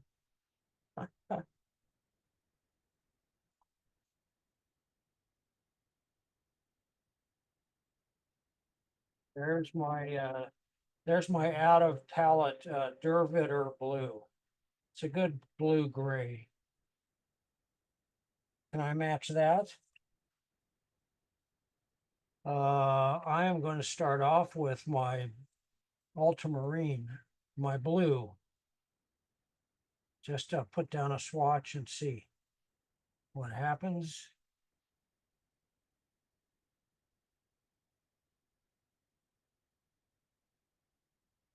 It's pretty close right out of the tube. But that has some yellow in it, just a tad.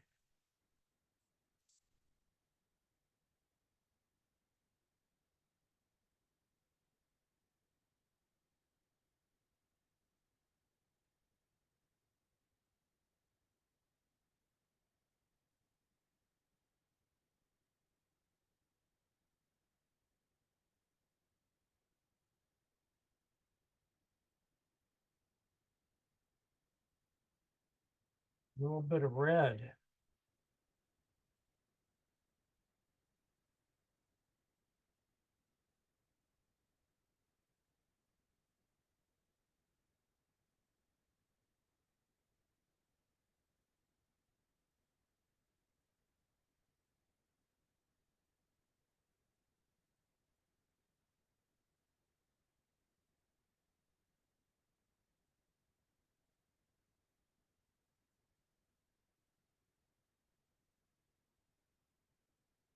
And look at all those colors that I get while I'm mixing that color. That's the fascinating part about this. I'm getting a whole variety of colors as I start putting down that color, trying to match it. So I'm getting all these offshoots. I'm not limited to Dervitter blue. I can push it one way or the other. I'm not limited to raw sienna. I can push it a little bit one way or the other. It is in the raw sienna family, but it's a little bit different. And so that gives a harmony to my paintings.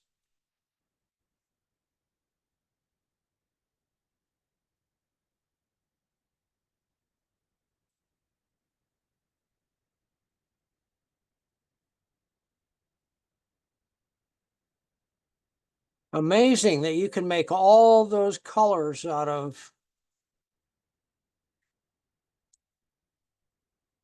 just that split primary palette.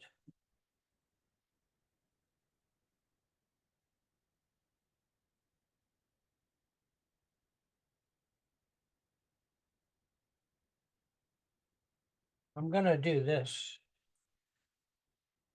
so it'll be dry when we get done. Oh, my water is disgusting. I'm going to start off with a little bit of my cool yellow. I'll just do it.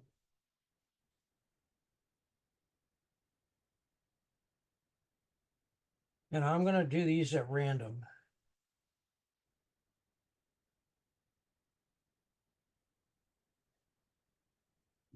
I'm using my magenta and I'm overlapping.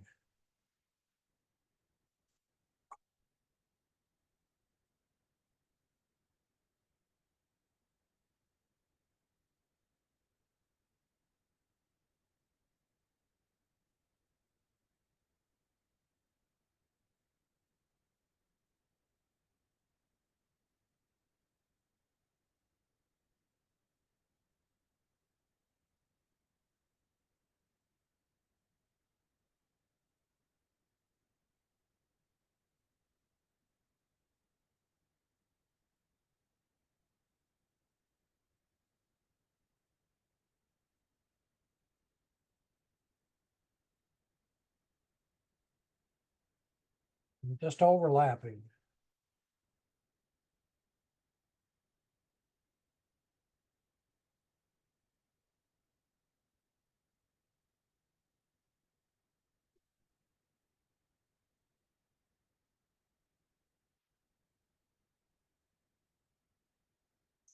Unlocked or locked?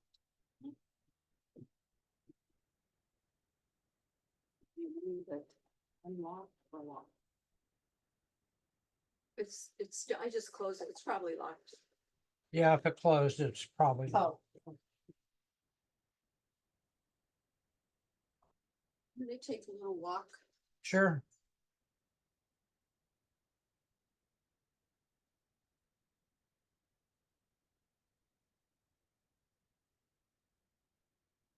When will you start the second?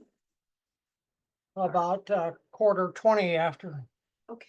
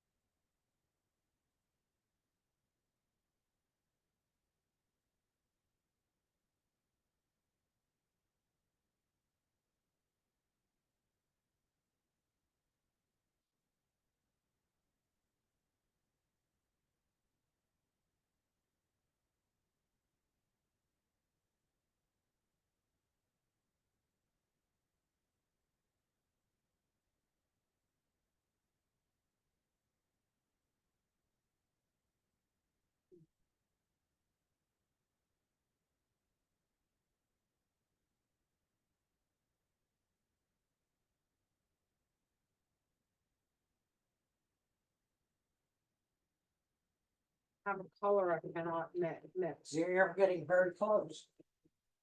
95% is pretty good. What are you trying for? Pink. I really like my finger color, but this one is really tough. It's really hard. Pink, yeah. I like my finger color, but this one, Uh-huh. I tried to do the shape so I'd remember. Start off with a magenta, and it's got a tad of yellow in it. The cool yellow. See how you see it? Magenta and full yellow. Water, my water is bad. Is that what you? So this is is this the pineapple one? I'm giving you half of this. I don't want half. Oh, yeah, I think that looks really good. I would never have Don't you guessed. think? I Yeah, would never have guessed. I would think that would be the hardest one too.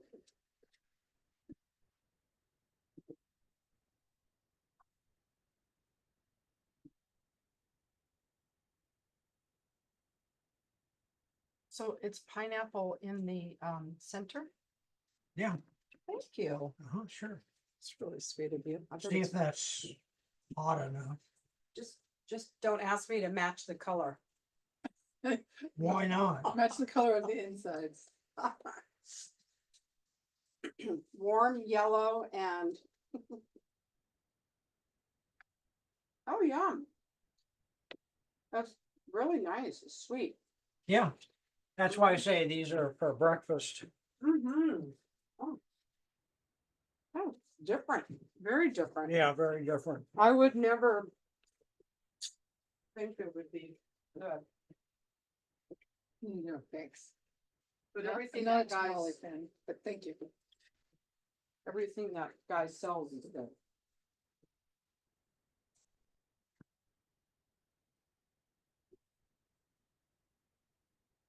Um,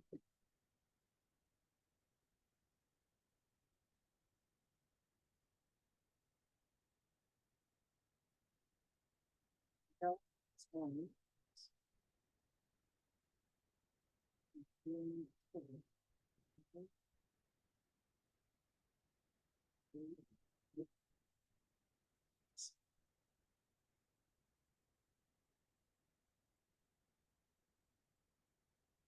This, what I should just do is take cards like this and say that's warm because it's got more yellow. That's cool because it's got more blue. Just try to see if I can see the yellow or the blue. Because that's where I have trouble. The more you do any of this, the better you're gonna get at it, because like anything else. Mhm.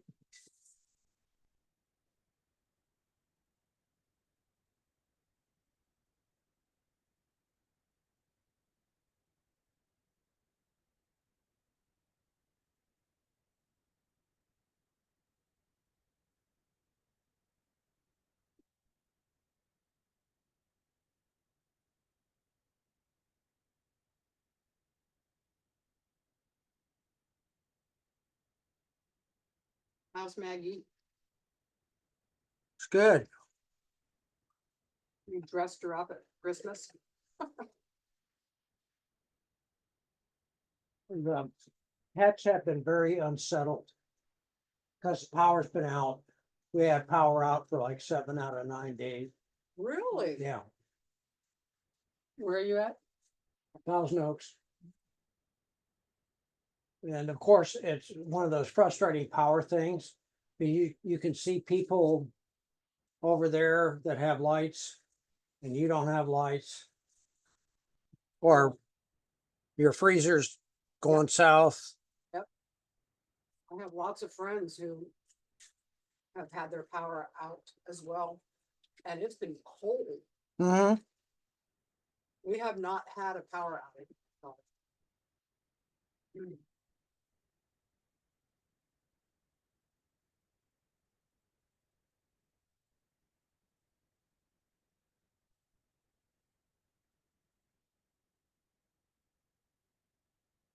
You're Santa Clarita, right? Yeah, And you haven't had your power turned? I haven't, but I know people who live in, Yeah. a little bit further east where Sand Canyon, Acton. they Yeah. have.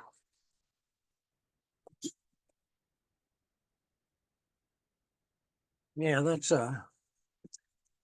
we both live in that corridor. I'm not quite sure how to help you with that. Thank you, Alexa. You can go back to sleep now.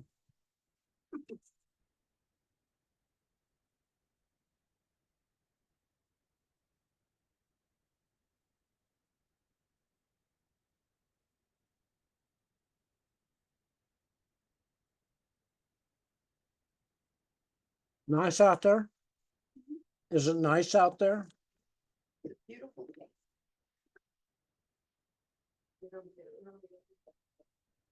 Were they closed?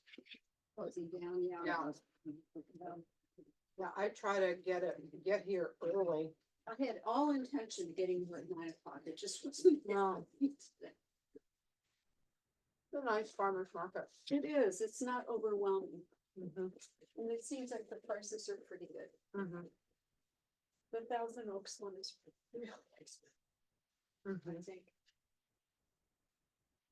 I'm in the flower business. Mm. And there's two out in Santa Clarita, and one of them, their flowers are ridiculously expensive. Mm. But I get it, everybody needs to make a buck. You go downtown? Do you want to try it? Oh. Thank you. Which, is this the pineapple one? Yeah. Ooh. It's very different. We used to go downtown all the time. Mhm. Now there's a really good flower vendor in the valley. Mm. So it's right off of Roscoe. So we just go there and we have another guy who's kind of a personal shopper. He goes downtown all the time, so we can give him our list. And we can shop there. I don't wanna go downtown anymore. No, I used to love to go to the mart, but I don't wanna go down there. I used to, I taught for many years and we used to take sixth graders down there on the train. Mhm. And just going downtown that way. Alvera Street, all that. Most of my kids are Latinos and English is a second language. And I mean, never, ever even think about doing it. Even back where the mart is, where the mart is, you can get up at Los Angeles Street and you right 8th, whatever. It's right next to Skid Row. So I've been driving down there and people are just getting out of their tents. I know. But once you're in the mart, I feel really safe. I love the vendors. It's so much fun. It's so creative. There's so many Just colors getting and- to it. Yeah, it's fine. What I don't like is having to get there super early and driving the traffic and all that, so. There's that too. But yeah, I took the train once with my kids. Did Alvera Street, walked everywhere, went to the new City of Angels, the church and We took them to Valvera Street, the train station. yeah, it's beautiful. We walked It's all really over cool. those guys. Yeah. You can't do that anymore. Nope. I did it with one of my grandkids about probably 8 years ago. Yeah. And then it was feeling unsafe and I said, no, we're not gonna do this anymore. I hear you. It's bad. Yeah.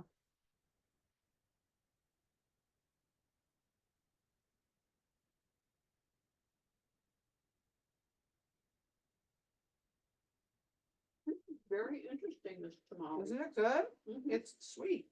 mhm. Dessert one, Yeah. very good. Did you have enough, Joe? Yes, I have plenty. Oh. Did I eat your lunch? Oh, no. I usually don't eat. It's not a big deal. Yeah. It's so different.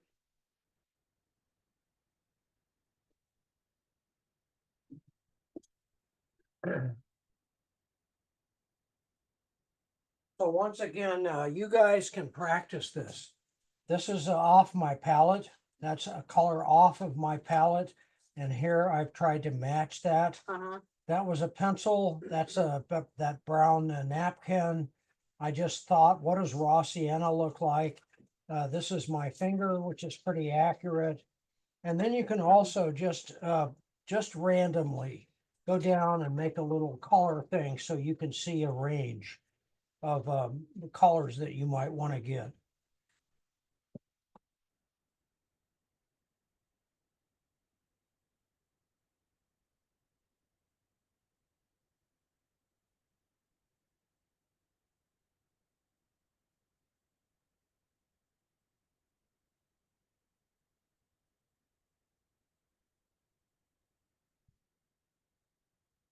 I'm telling you that the initial kind of getting your brain to work and think in split primary palette is definitely worth it. Because you can accomplish much, much, much, much more than you think you can using this, and it simplifies your life a ton. And you will figure out, oh, what color brown is that? Oh, what color green is that? Et cetera, et cetera.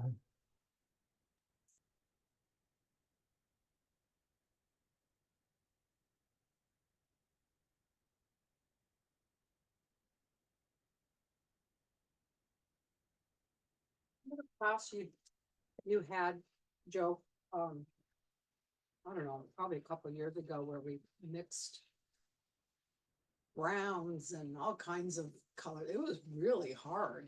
Do you remember that one? It was a big group and it was, I'm sure I have it somewhere, but we had to mix.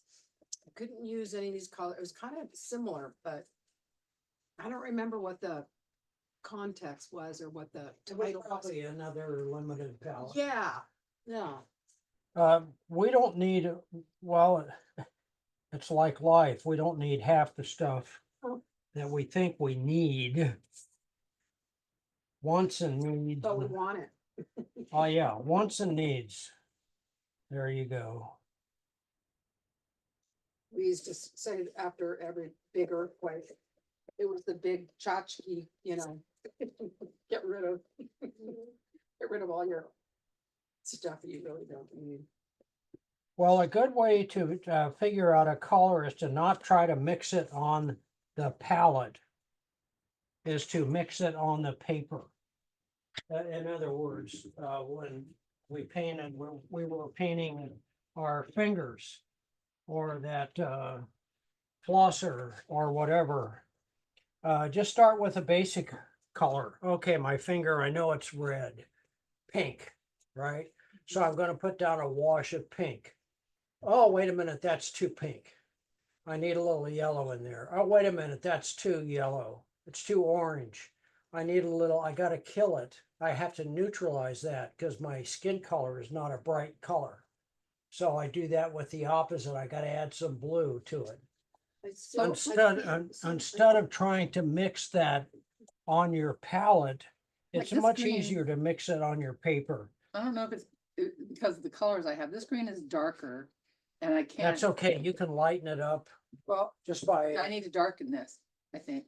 But when I add more blue, then it looks more aqua. I mean, That's it looks got, more, yeah, that's got yellow in it. and when I put more yellow, then it looks more limey. Yeah, and the only way you can darken it out is to get it dark enough by using the blue to get it dark and then green it up by adding the yellow. Let me try that.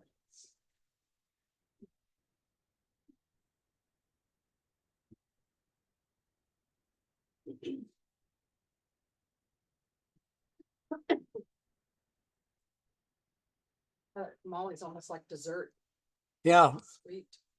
Look there, dessert tamales. Am I gonna need another piece of paper? yes, I'll give you another piece of paper. What grade did you teach? Oh, she was a school principal. Oh. Where did you teach at? Where did you teach? What school was it? I was a principal at, in the Wainema district. My last school was Williams. What school did you teach at? Where were you? Wainema Elementary District. At Williams Elementary. I taught for Senior District. That was the last school I was on. I think all you can see me out there in Zoom land. We're going to paint this next, and then we're going to paint that glass of water. So we have two opposite ends of the scale. As far as painting in neutrals and painting in bright colors. And don't worry about, and look, there you go, you're getting it darker. So you have to constantly adjust values and color. Values, color, values, color, values, color. We do that all the time anyway. When we're Darkness? dark and light. Yeah. Oh, it should be darker, it should be lighter, it should be redder, it should be blah, blah. Less muddy for me. Well, this will, using this limited palette, the split primary palette will definitely help you avoid mud. So I'm going to put this up here in the corner. And do not worry about, this is not a painting, this is an exercise. Okay.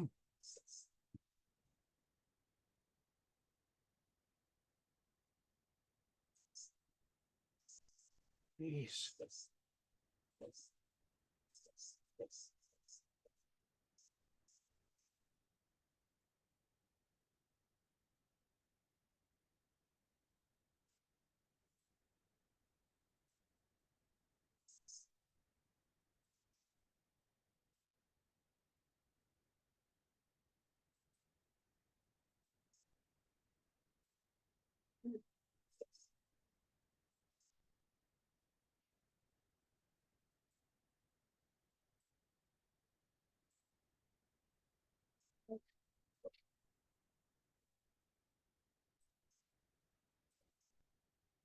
Okay, I got a fresh sheet of paper. Thank you. Yeah, fine, you need some paper. I do too, please. I'll get you. Okay, you know what I had to do is add a little bit of a cool yellow also. Yeah. Look at you, you're Oh, getting, here, I've already got this. looks like a match from here. Oh, pretty close. It's really closest I've gotten yet. Are you amazing yourself? Yes. Uh-huh. Pretty much.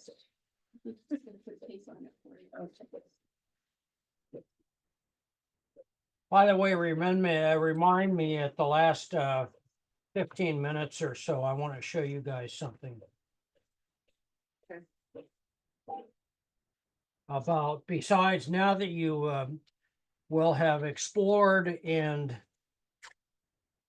see the benefits and continue exploring a limited palette, whether it's our split primary or whether it is just a limited, I'm going to limit myself to 3 colors to paint this subject. One from the, usually it's one from the yellow family, one from the red family, one from the blue family, but it can be any of the yellow families. It could be, I'm going to, instead of using my cool yellow or my warm yellow, I'm going to use raw sienna, or I'm going to use Naples yellow, because that's kind of what my subject is dictating for me to do. And out of the blues, I could use any of I could use cobalt, cerulean, I could, do that, because I'm not trying to make up all these colors that we've just explored from the color wheel. I'm painting to a particular subject, especially if you paint plein air. This is so helpful, because, the next step for you guys, if you really, Joe, can I have another paper also? oh, sure. Please. Oh, here. If you keep going with this, is just using 3 colors. The magenta, the cyan, it's your printing palette. The magenta, cyan. And here, put that on so you can pick it up, move it around.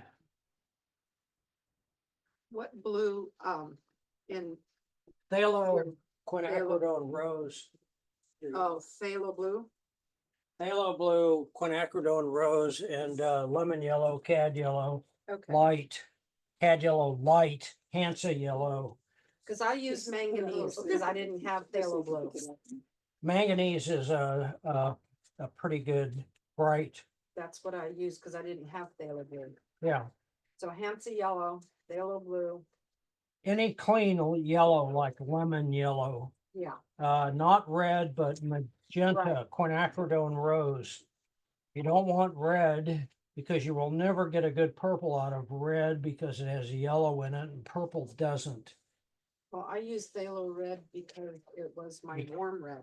Yeah, you No, can red use red. Quinn, Yeah, and I use alizarin crimson for my cool. right? You can use alizarin crimson, quinacridone rose, quinacridone magenta, etc. So I will give you a few minutes. We're painting this guy next. And yellows, you were talking about what? Like lime, No, here. What do you need? what kind of yellows were you saying? I was writing down those. They're all in colors the you said. handout. Oh, okay. Everything is in the handout. Everything is in Thank your cluster folder. That's one thing I didn't do was this brown. I better do that. Thank you. Okay, we're using this just as an excuse to try to paint something with this palette because it's very colorful. I got a mixed blue. I have blue. What kind of blue? Is that a warm blue, a cool blue? I've got purple, oranges, yellows, all variety of greens. I've got teal back here. So this does not have to be, don't consider this a painting. I don't want you to choke. It's just it's just a demo. Okay, I know I'm going to want that house in my rule of thirds. So I am going to put that little cabin about right here. And that has something coming off of it. This other cabin. And that.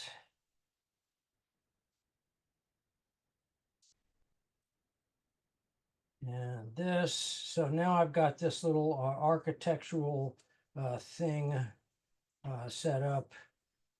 There's this, so there's my little attractor. And then I have, I'm going to simplify this. Here's a big row of these bushes. Here's another row. Here's another row. This is going to leave me this space right here.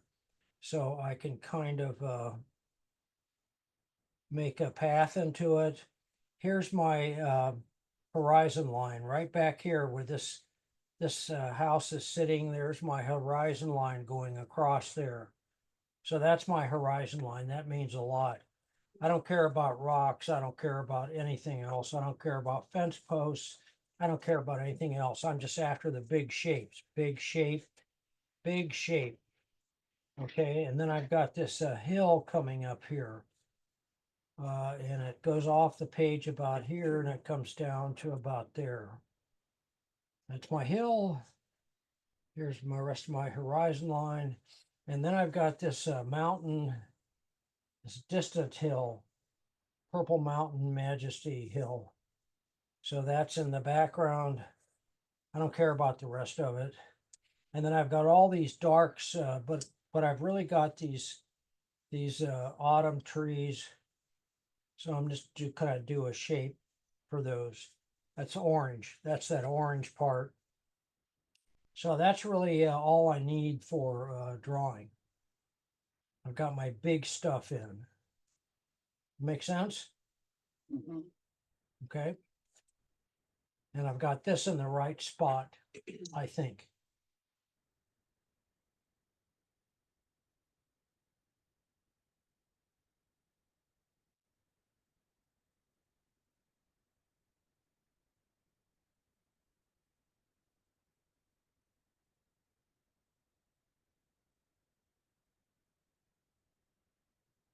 That's more than enough.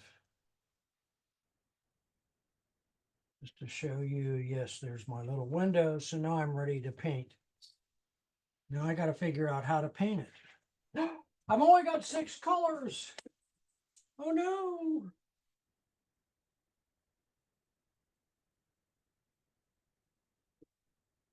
Remember me talking about the granulating paint? I loved that class. Yeah, that was so cool. Yeah, Oh, yeah. granulating Mhm. paint. Granulating paint. Mhm. That's good. Yeah, yes. Yeah.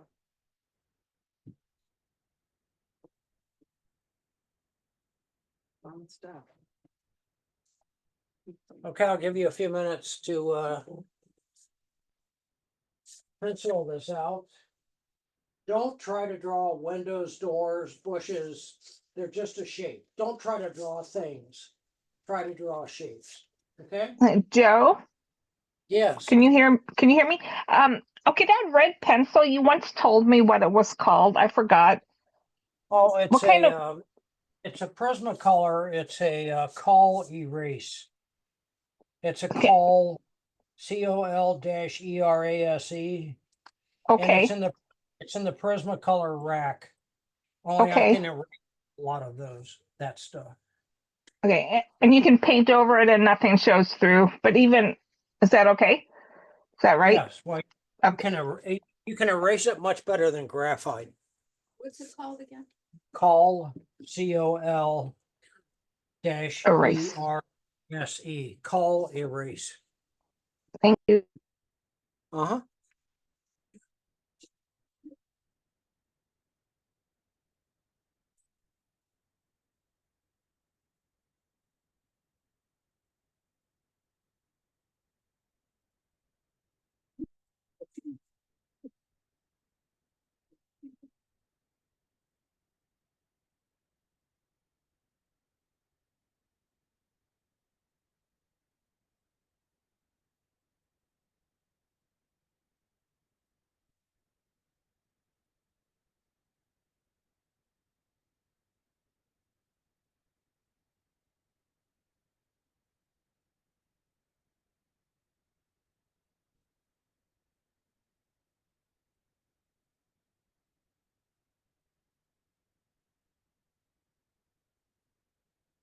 Remember, you do not stop drawing when you're painting. You're just not using a pencil anymore. You're using your eye and a brush or whatever tool you want. Have you been inspired to do any more fire paintings with all the fires going on? No, but that's coming. Yeah. Some of the Plenty of images, material. right? Hate to say beautiful, but so many of the images are just so striking. He's done a whole series of fires and they're beautiful. Yeah, they're fantastic. Firemen and everything. Yeah, it's a good way to express it. Yeah, yeah.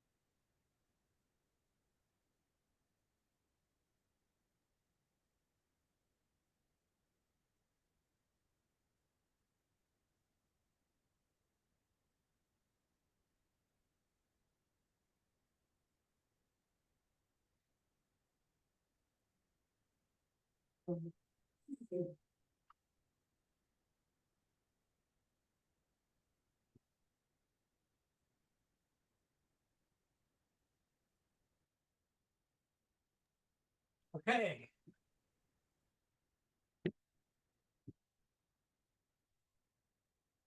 So I paint from top to bottom and I paint with gravity. Here's a sample painting. So I'm going to use something under here so I have gravity going down. So that's what makes watercolor work, is it makes it move. So all these colors mix and run together.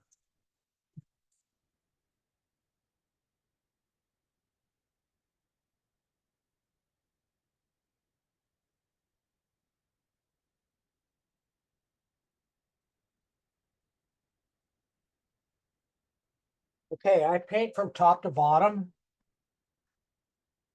a lot because of gravity. Heaven to earth, as Joey Z likes to say. And I'm painting with as big a brush as I can for as long as I can. I could even paint with a bigger one if I needed to. But I've got blue sky. That's kind of a cerulean blue, isn't it? I think. If I had my regular whatever. So I'm just going to mix up my cyan. And I could put a tad of my blue in there if I wanted. So I'm just going to make a nice juicy puddle, and I'm just going to start painting. I don't care about clouds. I don't care about any of that yet. This is just for color. I mean, I'm just trying to figure out some color. I've kind of stayed away from this hillside just a little bit. And depending on how you paint, you can paint wet, you can paint dry. It's your style. I don't care about that. I'm just caring about the palette. But I'm trying to paint in big brush strokes. So I'm going to wipe a little bit of it off right through there. Right through there. And now I'm going to take that, those mountains back there are kind of purpley. So what's my purple?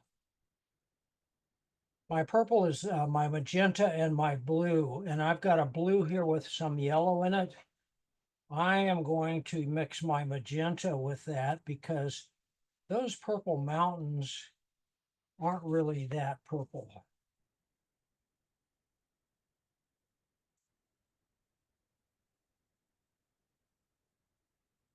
And in fact, those mountains have just a little bit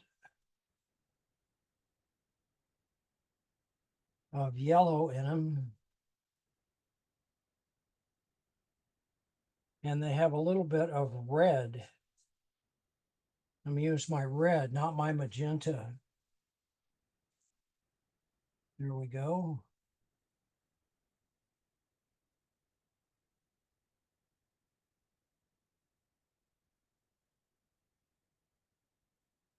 And I am not caring too much about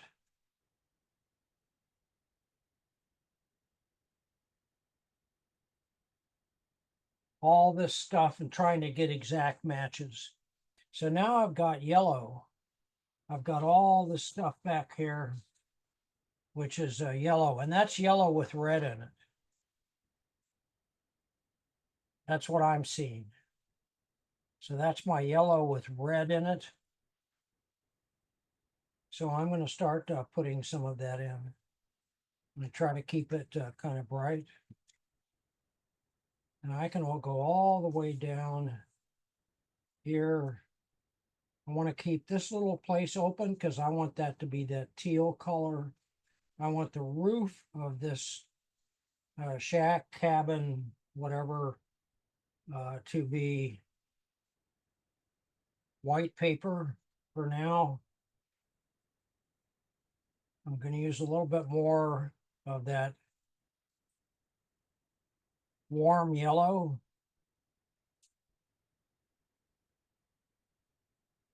I'm just trying to get some paint on the paper. I'm gonna not touch that back there yet.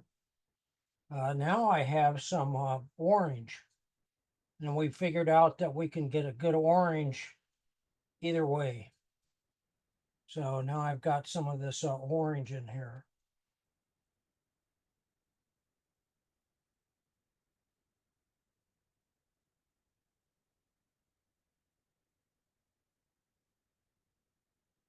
There we go.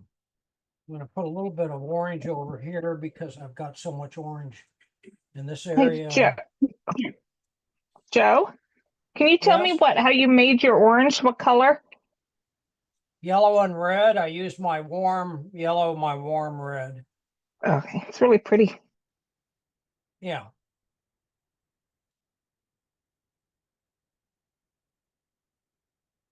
And now I'm just using a thin mix of that same warm yellow. I want to keep this pretty light in through here. I want to keep that path into the painting. I'm just putting down some initial color. Again, I'm starting off with my yellow. So here's some bushes. Here's my shape for bushes.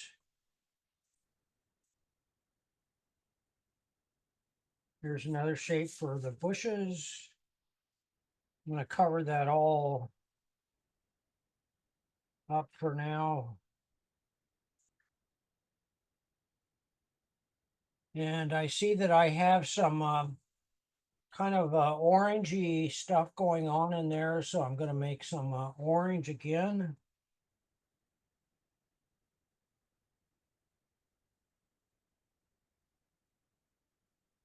I'm leaving the top of that to be that initial color that I put down. A little bit of that. And I see that I have some kind of a purpley kind of a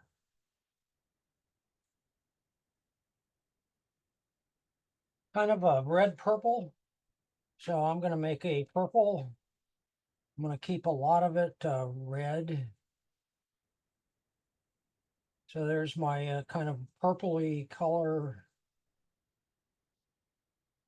So I made a pretty good purple, and now I'm going to add a little bit of red to it. That's kind of going to be my, it looks a little Liz-Rennie, if you will. Nice color.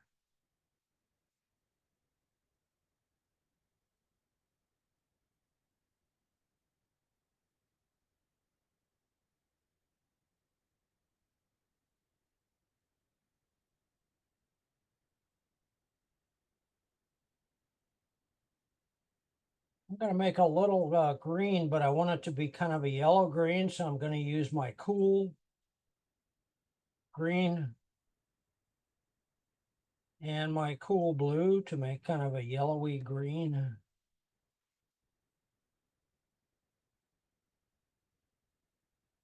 I've got some of that happening back here. A little bit back here.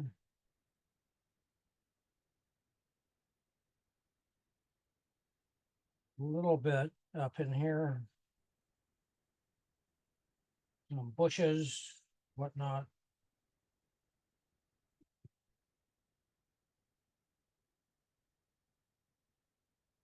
So I think I've done a pretty good job of just capturing the essence of this. I'm going to make a little bit different orange. I'm going to use my cool. Last orange I made was warm and warm. I'm going to use my cool and my magenta. cool yellow and magenta. I think it's a little brighter orange, maybe.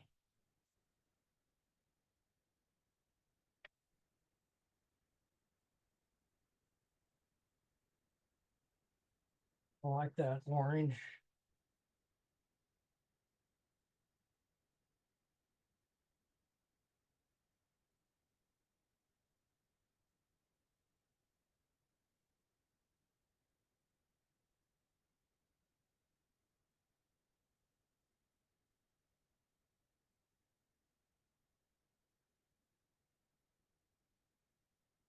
There we go.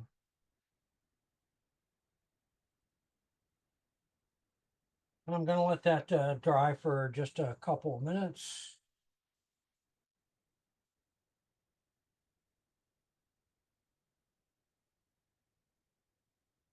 Let it cook and settle. What size is your brush?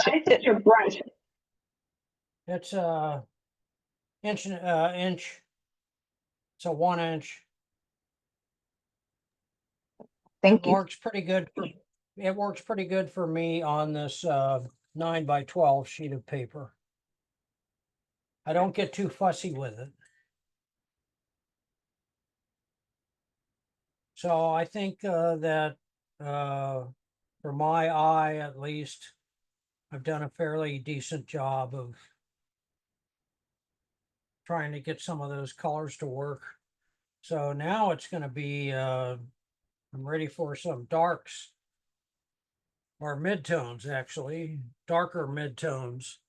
Not really darks yet, but that's nice and bright, huh? Yes, Yes. it's very autumny. Autumny. Yeah.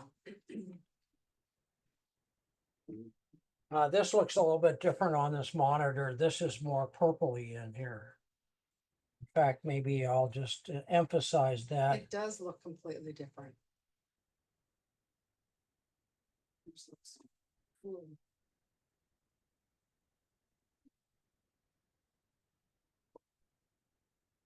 And to get that purpley kind of color,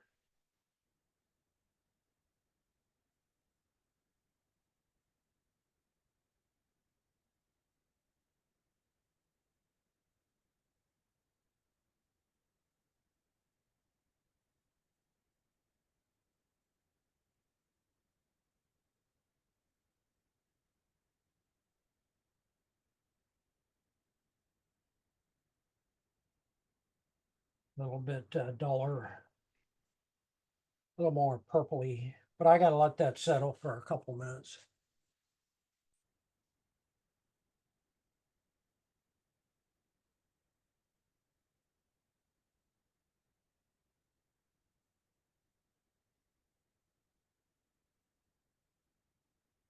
So I will bet if you ask somebody who just walked in the door, wow, that's a nice and colorful.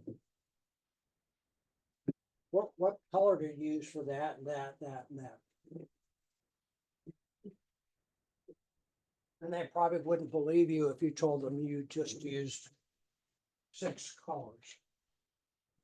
Nice.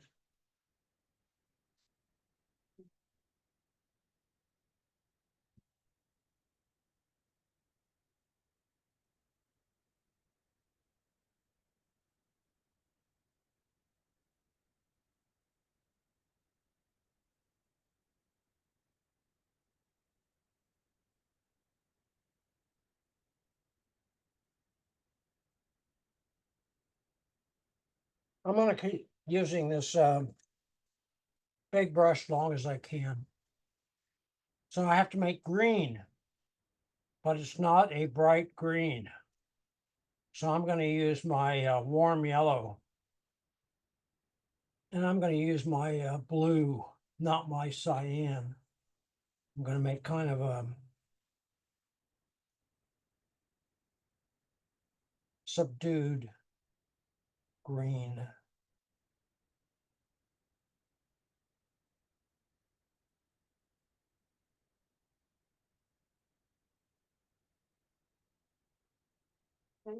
use the blow dryer, is that okay? Is that okay? Yeah, sure. I don't wanna. My hand wasn't very good. Here's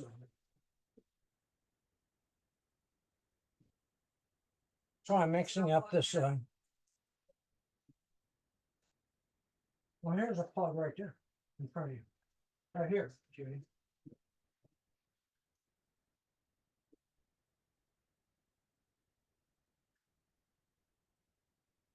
Anyway, I'm gonna start figuring out, I'm not gonna paint trees. I'm gonna paint a shape. I'm gonna paint a shape that looks like trees.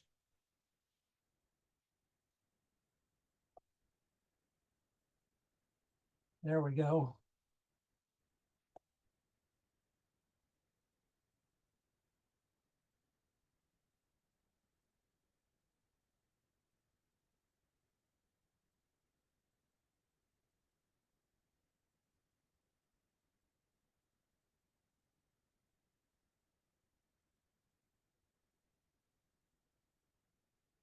Do you use your warm color or your cool colors for the green? I used my, I don't want a bright green, so I used my warm yellow and my warm blue. I don't want a bright green.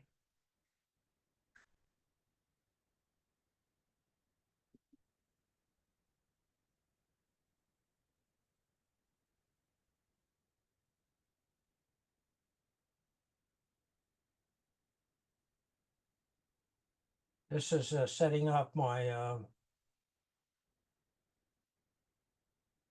little house, this little ranch back here.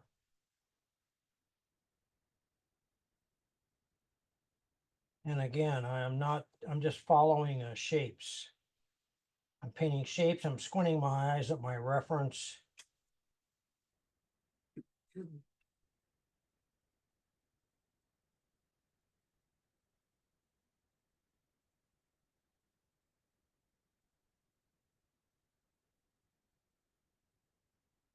Using my blue, not my cyan. And I'm using my yellow, my warm yellow, to get the tree, those tree colors. Which blue was it for the trees? The ultramarine and it's just what I'm using. The ultramarine and my yellow. Is it the warm blue or the? It's a warm blue. Anyway, so now I'm just setting this up to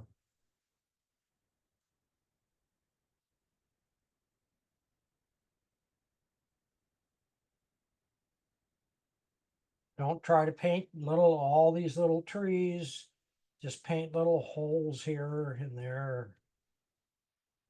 So I've got a pattern. I've got these trees, and I'm just using a little bit of the side of my brush.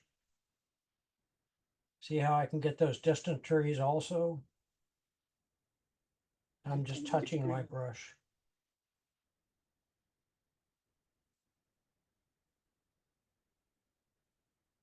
No worries. Just trying to make something interesting. I've got this bush back here, so I'm going to dry my brush off, and I'm just using the side of that brush to get the texture on the paper.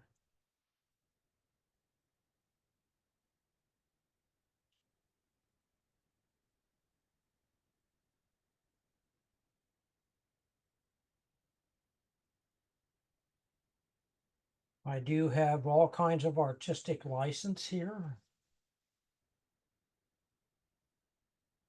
I am master of the universe. I can chop down trees. I can add trees. I can do whatever I want. I just can't get that darker green. I'm sorry? I can't get that. Your green is almost black. I can't get that. It's because of your paint. You can, do you have black? Do you have a darker Yeah. color? Just because of your paint, just get it dark out.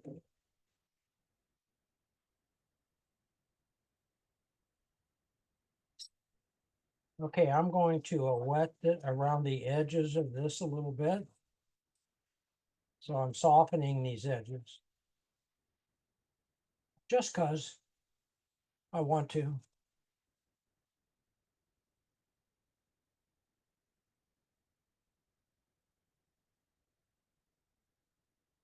So those are my kind of trees.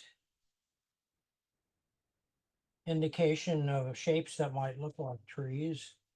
I'm gonna put a little scrubby thing out here. Just to bring those trees forward a little bit.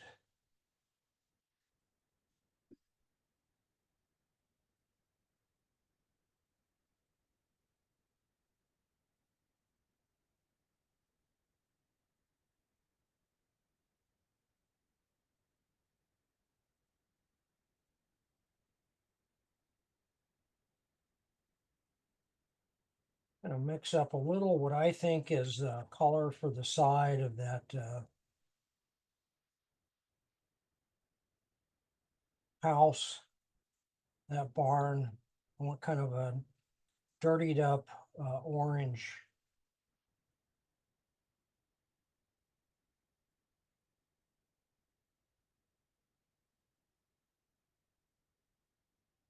Oh, that's enough. A little more red in it for that house behind.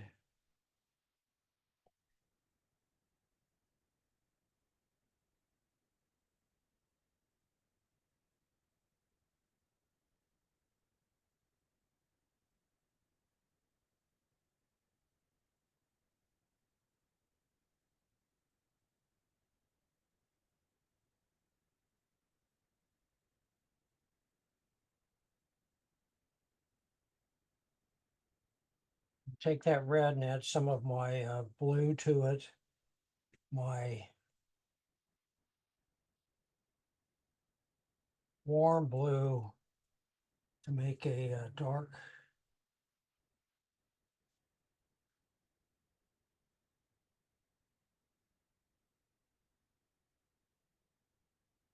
Dark.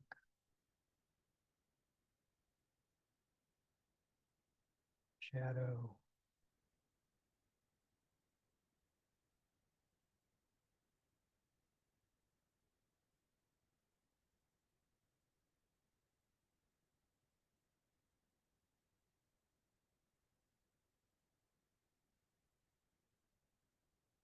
I'm just indicating stuff. I'm not trying to, in fact, that's a good word.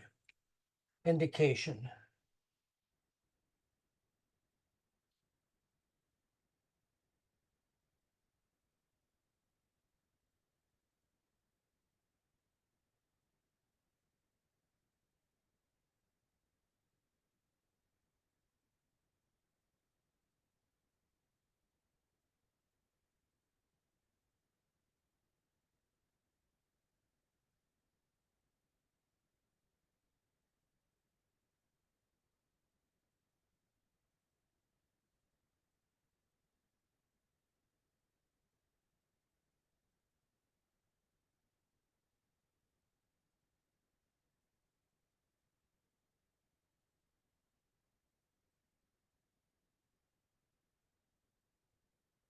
I'm going to mix up that purple that I started out with on those hills.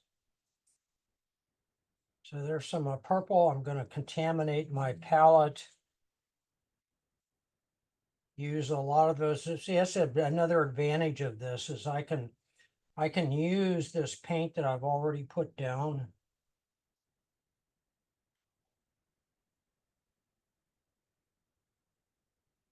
And that's going to dry a lot lighter. My hill going on back there, a few trees, something happening. I have no idea what.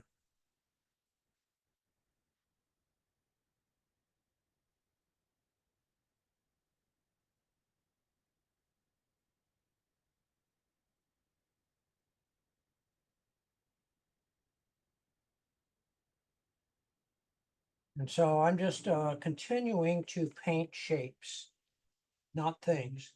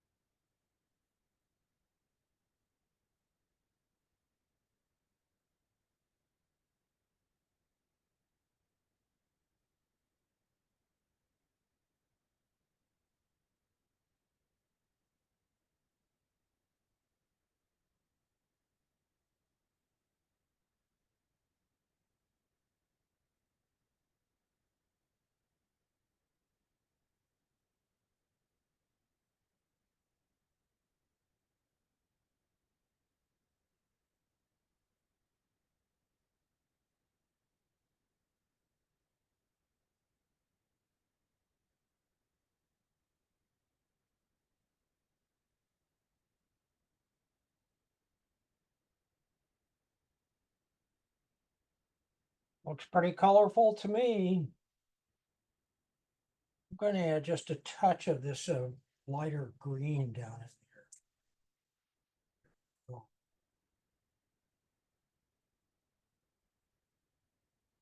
Maybe just a touch of that left over on my palette.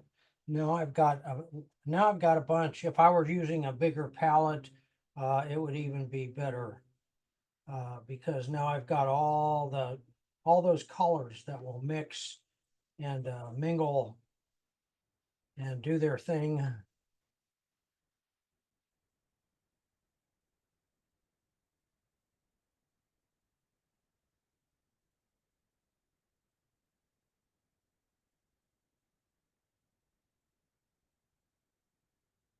And while that's drying, I'm going to make, which we haven't done yet, I'm going to make a good dark.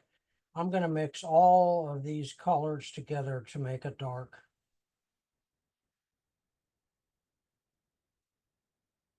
There's a warm dark.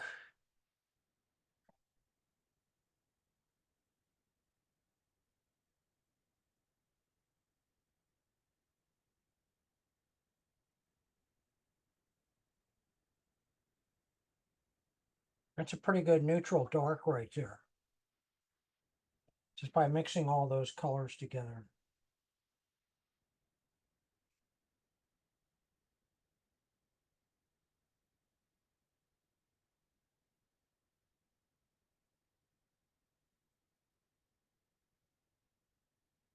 And put a little shadow on the sides of some of these trees.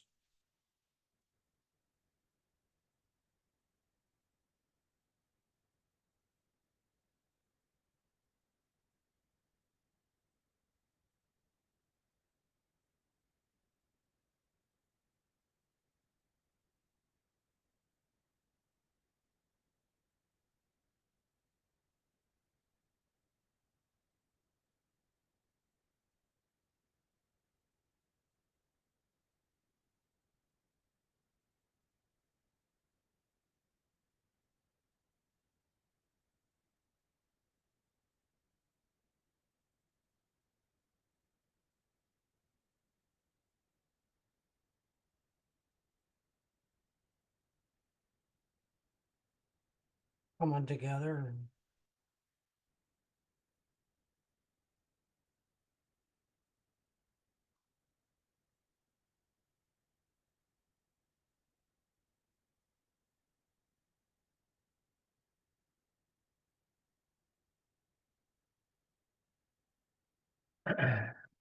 Now I'm just going to use a rigger brush. I'm going to mix up a kind of a nice little purpley gray kind of color.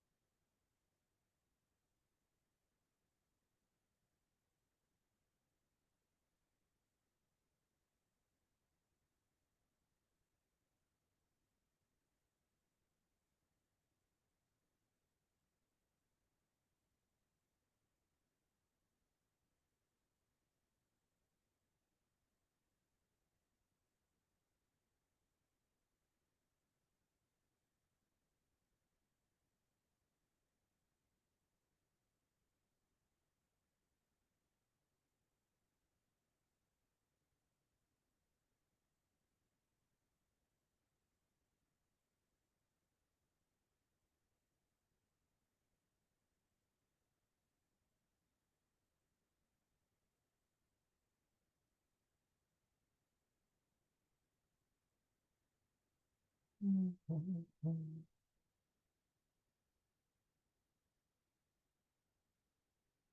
gonna try to mix up that teal color.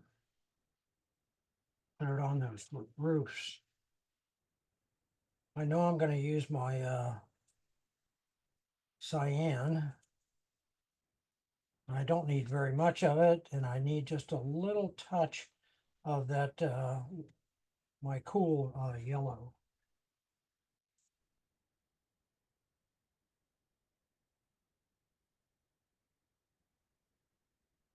I'm gonna put the same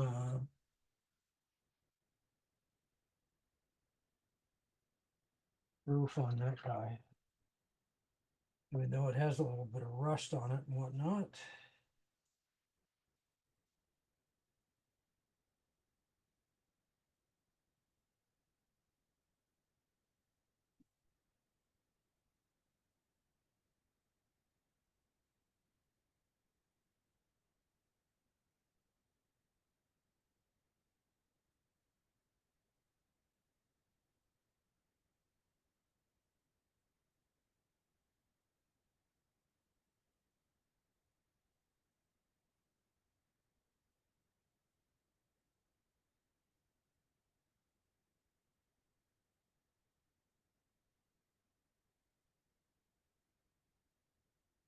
A very, very dry brush.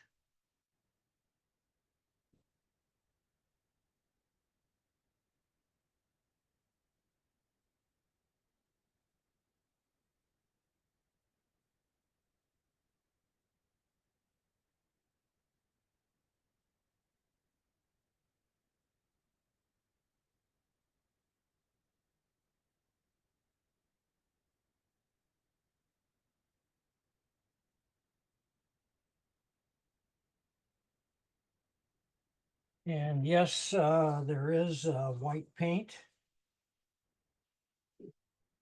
So I'm going to use a little of my Dr. Martin's Bleed Proof White. Put a little on my palette with a little yellow, a little red.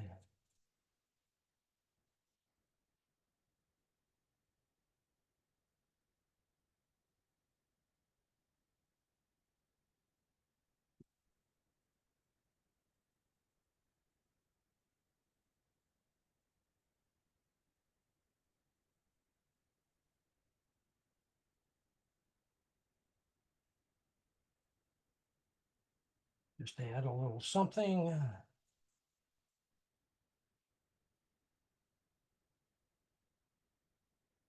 I think I'll just use one more little thing of pink. That's going to be my magenta.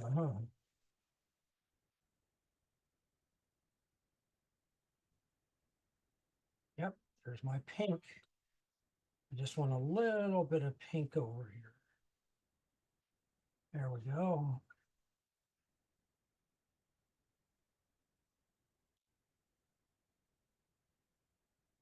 Now that was just a test to see how many colors maybe I could get out of that. That minimal, that really little bitty, small, pathetic palette. Pathetic, oh, only 6 colors.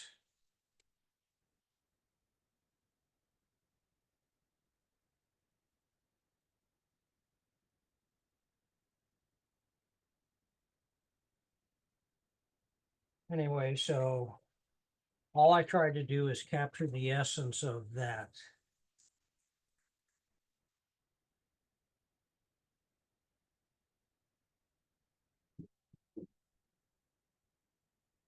I'm painting big. I'm painting big shapes to small shapes. Otherwise, you're going to end up painting things. Oh, I got to paint that little cabin. I got to paint this. I got to paint that. And then pretty soon you finish the cabin, but you don't have a painting. You don't have a cohesive painting of what you started out to paint. I was painting autumn in the mountains.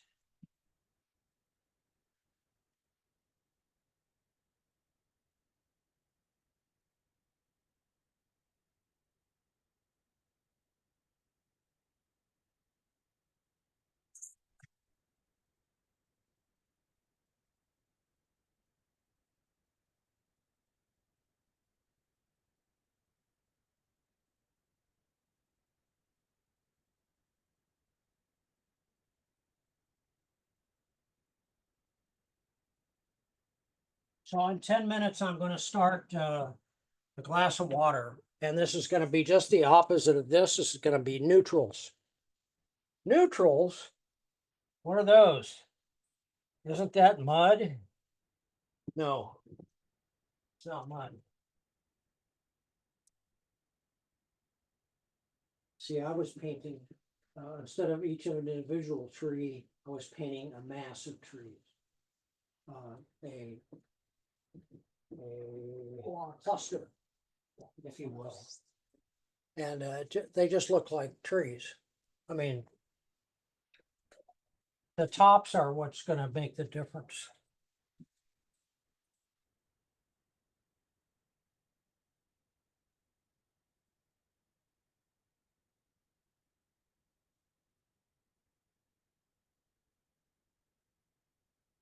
Do we have any questions out there in zombie land?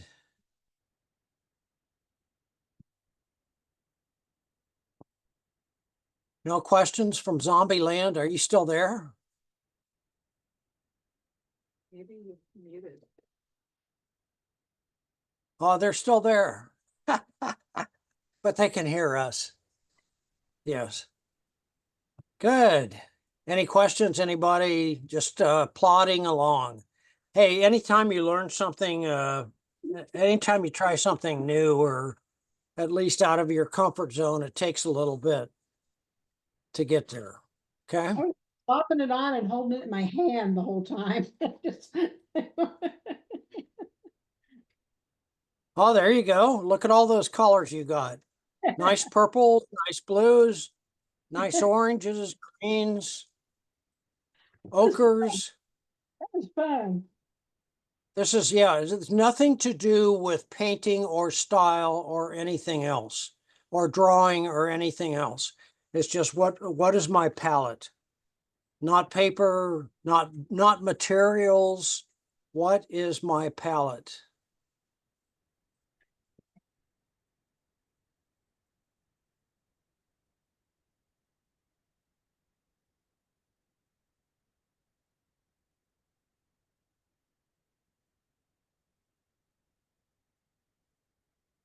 I got a nice little path leading in there.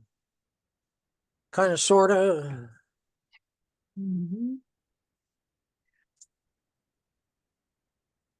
Joe, I'm gonna have to go tend to my grandchildren. I'm gonna watch the rest on the Okay. Okay, but thank you so much. I got a lot out of this. Thank you so much. Oh, good. You learn not to do it. Really cool. Yeah, I wanted to do that, but anyway, you can see that you have all of the possibilities. It was very fun. Thank you. Mhm.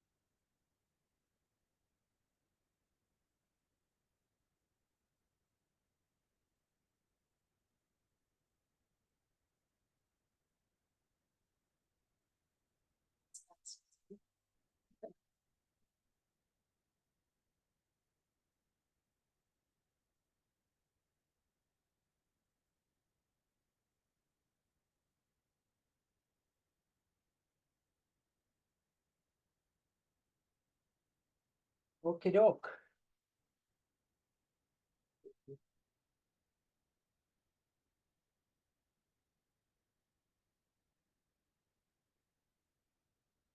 Yeah, if you want to, after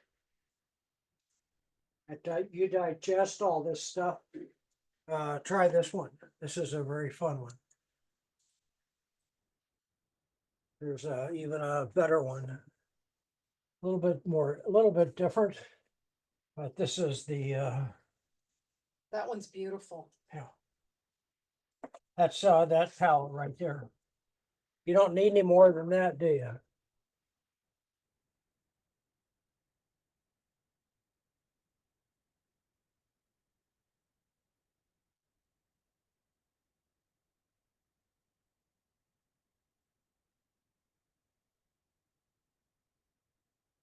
Now, don't clean off your palette. You're going to be able to take advantage of all that color that's glommed together.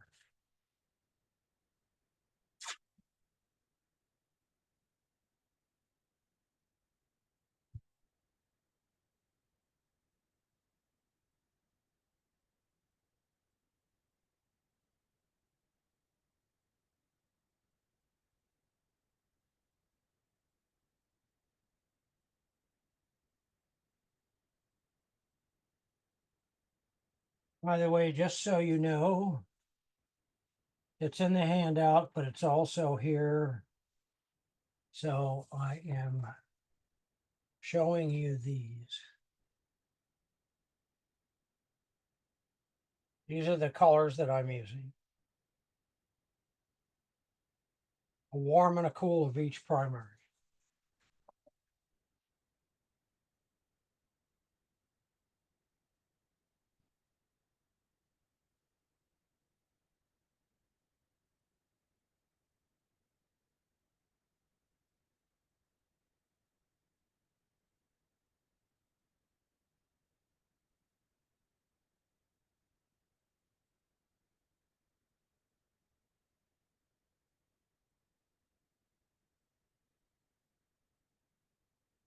I don't think that is the right one.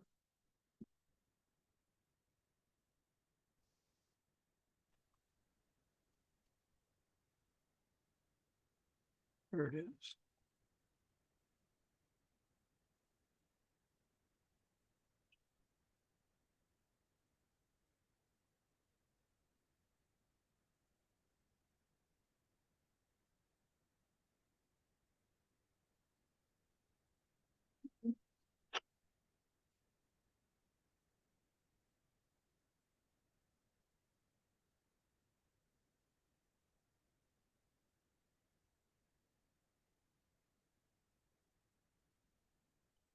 I know you'd rather be painting the other one, but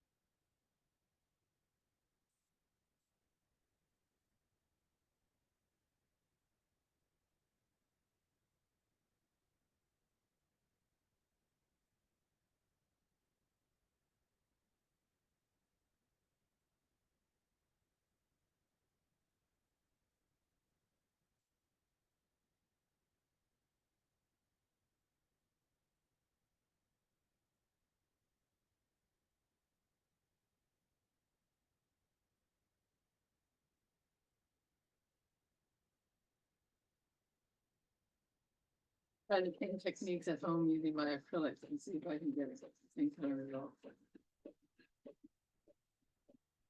Yes, it doesn't make it, you can use pastels, you can use acrylic, you can use oil, you can use whatever you like. I'm highly suggesting that you get some good paint. I see, but that's where I don't wanna spend a whole bunch more on paint again. I've got my two acrylic. Yeah, try that. Ha ha. It's the opposite. Just the opposite of what we've been painting. This is a little light. Looks a little light to me, but you have good reference. And I don't care if you get darker. I don't care if you use a combo of these two paintings. I want you to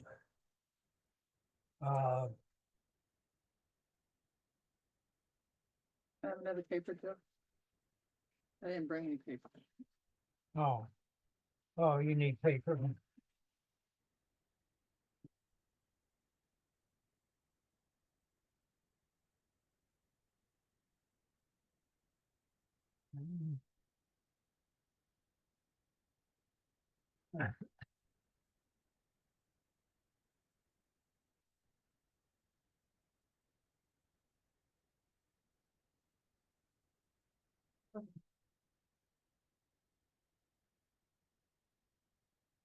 You can see better on the monitor probably than the printouts I have here.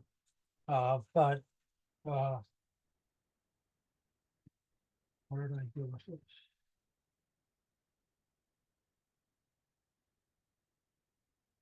Oh, I'm stepping on it. Okay, I'm mostly concerned with just this this candle. Could be a glass of water, could be a candle, could be whatever. And I'm just gonna do that for the time being. There's the top. I'm gonna slope it slightly.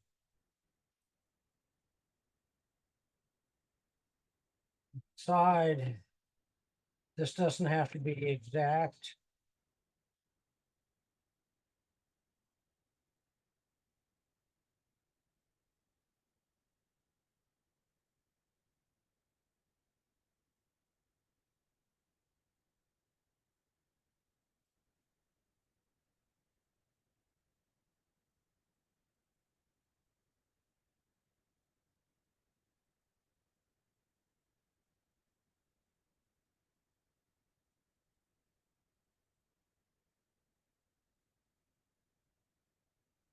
I am going to I'm going to put something in here, but it doesn't make any difference what you do.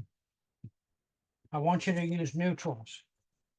You don't have to paint this. You can paint anything that's neutral. So I'm going to try to make a big wash. I'm going to use my contaminated water too. I'm going to use the paint that's left on my palette. Just like painting your finger.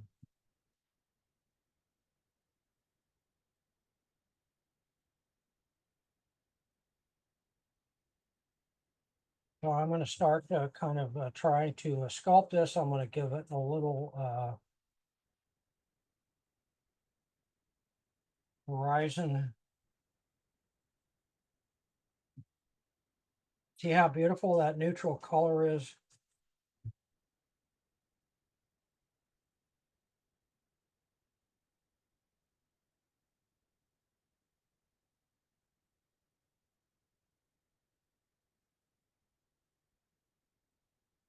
I'm going to cool that off just a little bit while it's down here. I'm just adding a little of my blue.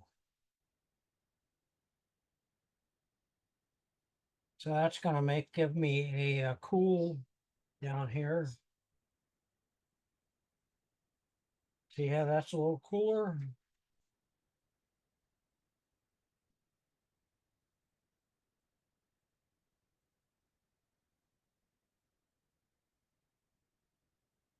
We'll make some cool up here too.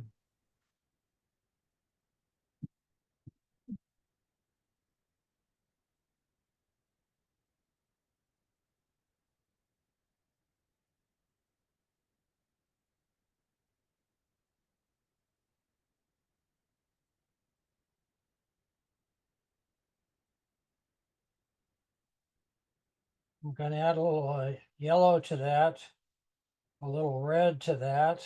Whoops, that's way too much. You don't want it to be too colorful.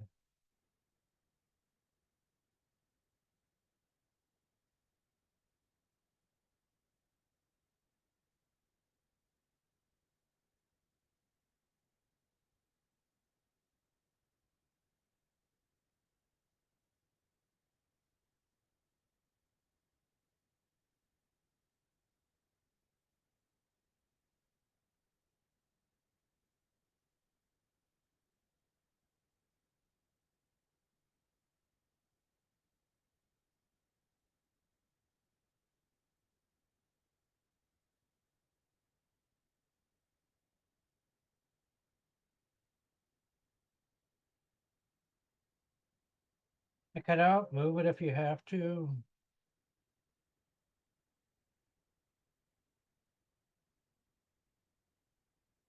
Well, I like that warm color drifting down.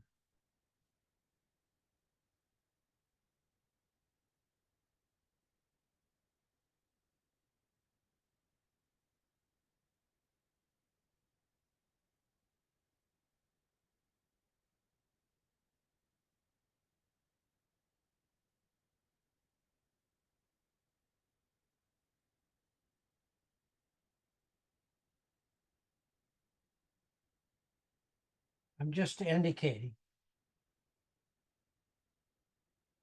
There's a nice little neutral.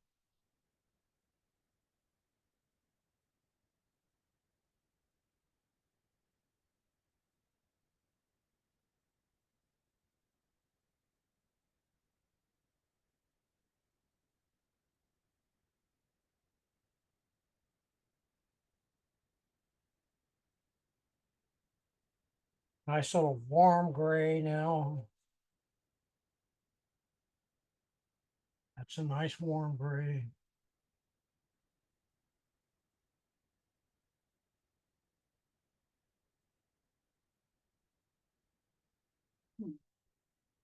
Close.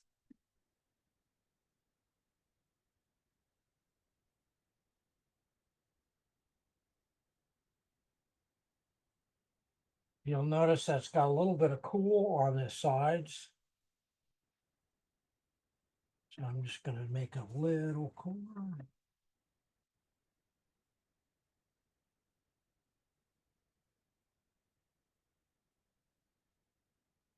There we go. Pretty cool down here.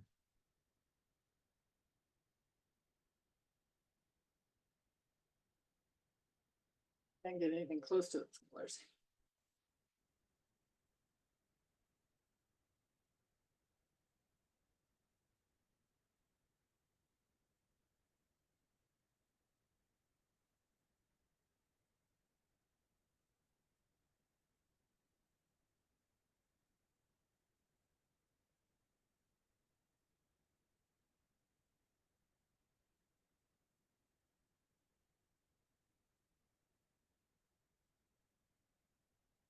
I'm going to make a darker color. See how I'm learning all about these neutrals.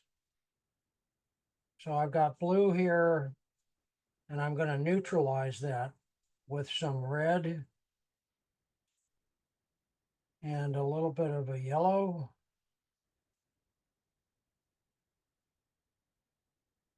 So now I've got this nice cool color. Joe, is a neutral all three colors, all of the three primaries? No, I've been bouncing back and forth. It's red, yellow, and blue. That's all it is. Yeah, that's what I meant. So then you just like add either whatever direction you want to go in. Okay, Yeah, it's to just change it. It's like painting your finger. Uh-huh. You kept adding a little color. Right, to change it and get closer to the color.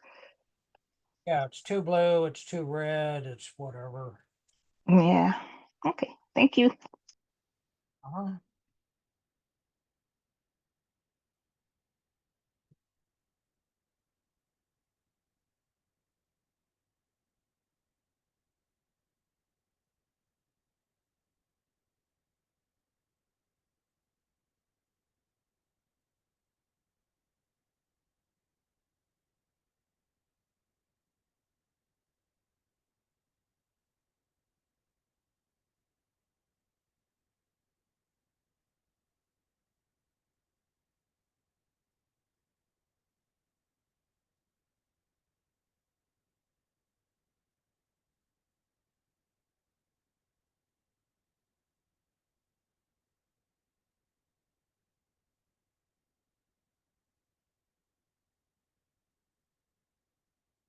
gotta let that settle a little bit.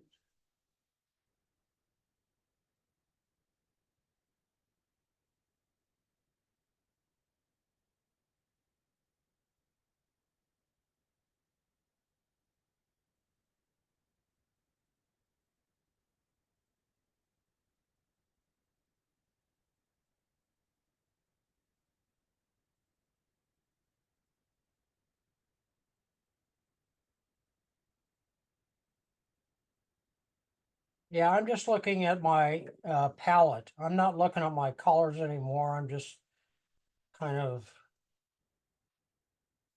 doing a Dr. Jekyll.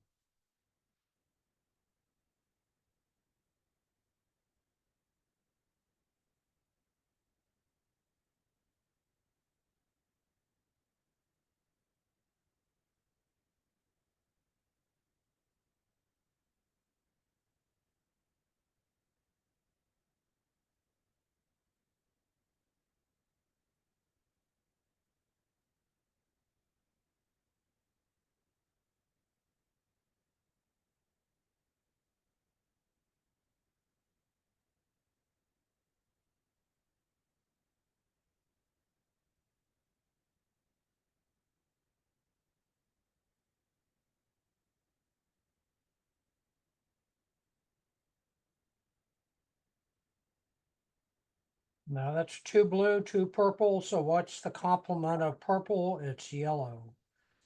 So I'm going to add yellow to make it neutral. Now it's getting more neutral.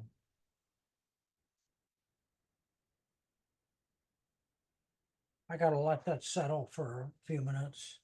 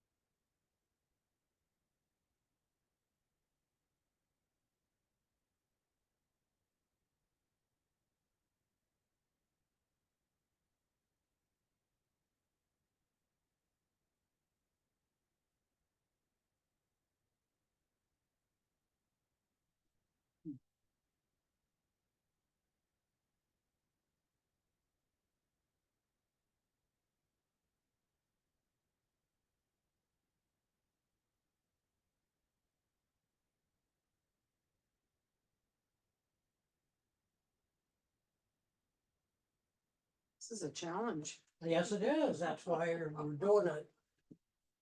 You didn't think it was gonna be easy, did you? Not with you. Never. It's the painting the same way we just painted, only we're using much more muted colors. That's all. We're taking all these bright colors and we're making them muted.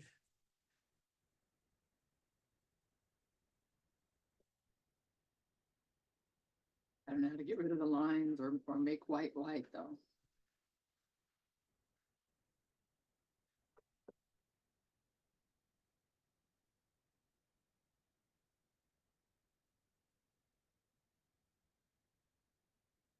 This is just a practice thing, so you don't have to go crazy.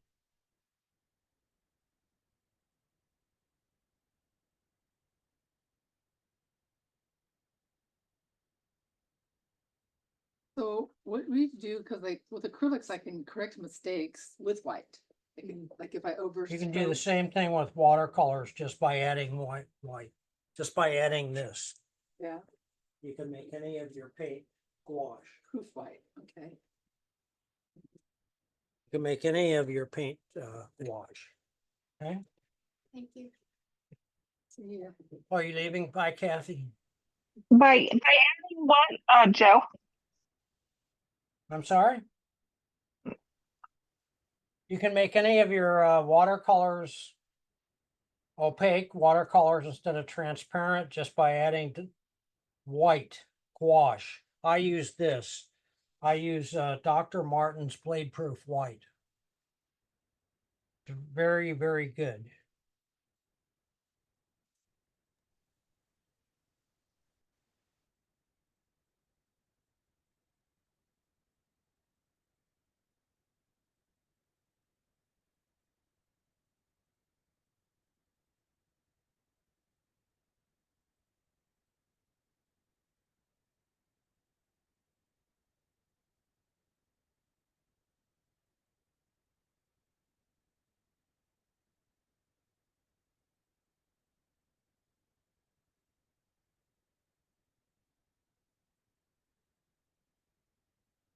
I just decided to make a command decision here.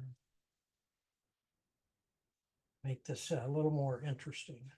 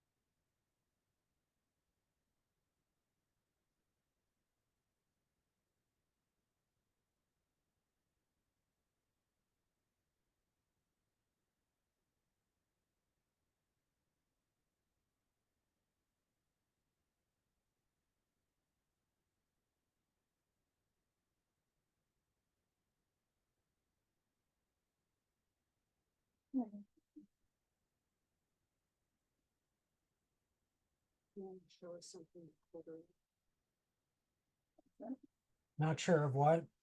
You want to show us something at quarter of, Oh, yes. Thank you. you've got 5 minutes. You have a sink where I can wash off my, Your palette? this. Should I wash it off? It belongs So, in yeah. there now. You could spray it with some water. And I put let's do the towel maybe. Or soak it in the dirty bucket of water. Oh, there you go. Let me see what I can do.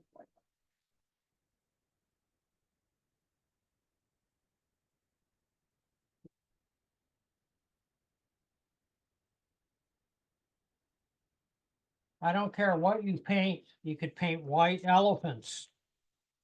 But just try to neutralize the colors.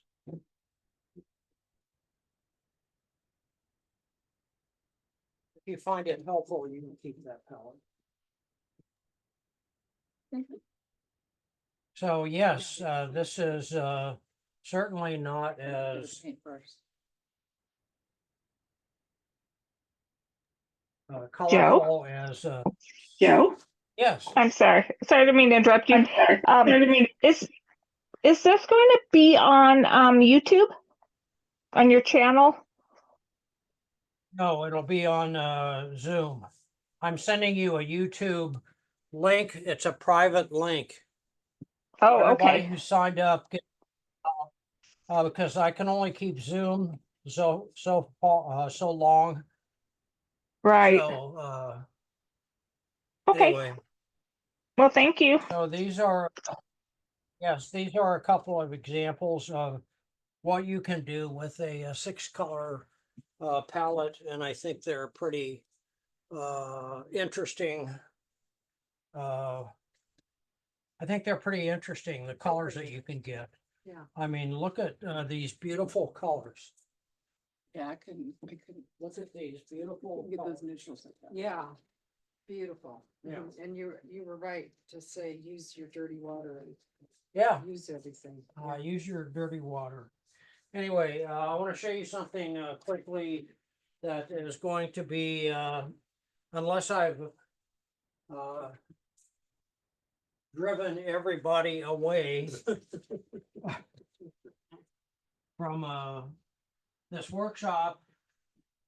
This is back to, and some of you have had this, I know, but I keep harping on it. But I found a very good book, and it's nothing to do with watercolor. It's How to Paint Fast, Loose, and Bold. And what fascinated me with me, and I've known Patty for a while, is the first chapter. It's all you have to read out of this book, Creating a Strong Foundation. So it's back to the value studies. And how do I make this photo I took on a trip to New York? How do I make that into a painting? I cannot just make it grayscale. I've got to make decisions. I've got to make decisions, and I've got to combine shapes. And the big difference is this is a photo we all have. We took out the car window. And how do I make that into a painting? I just can't copy it. So you do value studies like this. And when you do a value study, it is not that. This is a value study because I can see where the light's coming from. This is a sketch. It's a no good. It's not worth anything when you start to paint. Briefly, I want to just paint a couple of tulips in a glass jar. Simple, easy peasy. That is a horrible value study because I don't see any shapes. I'm painting things. I'm not painting shapes. Okay. This is much, much, much better. And look at the options I have. You can light background. I can mid-tone it. I can do whatever I want with it. And compositionally, this is a nice painting. Wow. But it's very ordinary. It looks very ordinary to me. But look at how they cropped it. That's much more interesting painting. So this is about value and design. And it only goes, here's my shoes. I want to paint my shoes in my closet. That's a setup. I'm not selling shoes. So this is a much more interesting arrangement of those shoes. So that's it. That's a very Can you good show book. us So Can you show us the front cover I'll again? give, Oh, I'll give you a link to, oh, it's being recorded anyway. So How to Paint Fast, Loose and Bold, Patty Molika. Okay, thank you. Also, I bought this Okay, for thank you. holidays. This is Ian Roberts. I know some of you know who Ian Roberts is. Creative Authenticity. It's a very good book. It's a quick read. It's a just read a chapter. 16 principles. You can read one a day and think about it. It was hilarious. Here's a quote out of it. Just because no one understands you doesn't mean you're an artist. I thought that was hilarious. Anyway, so what I'm talking about is, yes, I have this as my reference. Oh, that's kind of cool. I can't just take and paint that. I have to figure it out first because it's got a lot of moving parts. So here's the way I figured it out. So that to me is paintable. If anybody saw Kiko Tanabe's demo of Valley Watercolor last week, she did a street scene from in Japan.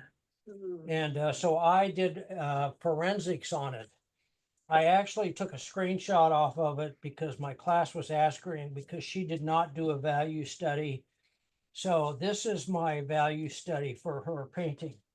That's student, you don't have to do them big. This is 5 paintings. So this little farmhouse, which is here, I like the farmhouse. This photo is really boring, really boring. So how can I make that better? I'm just not going to start a painting. I'm not going to do a sketch. I took this cluster of these 3 buildings and I built it in. That's the first one I did. There's my cluster of those 3 buildings. I added a silo and a road and pulled back from it. So here's another one I did of Mammoth. So there's Mammoth Mountains in the background. There's my cluster again. So I'm playing Master of the Universe. I am playing God. Here's a fly fishing one that I want to do. So I have this nice dark diagonal. I have that lighter mid-tone diagonal. I have this diagonal. I have this C curve. I can figure all this stuff out just by not spending a lot of time painting these. And if I can show you an example of one quickly. I'll get out of here. I'll get out of here and here. And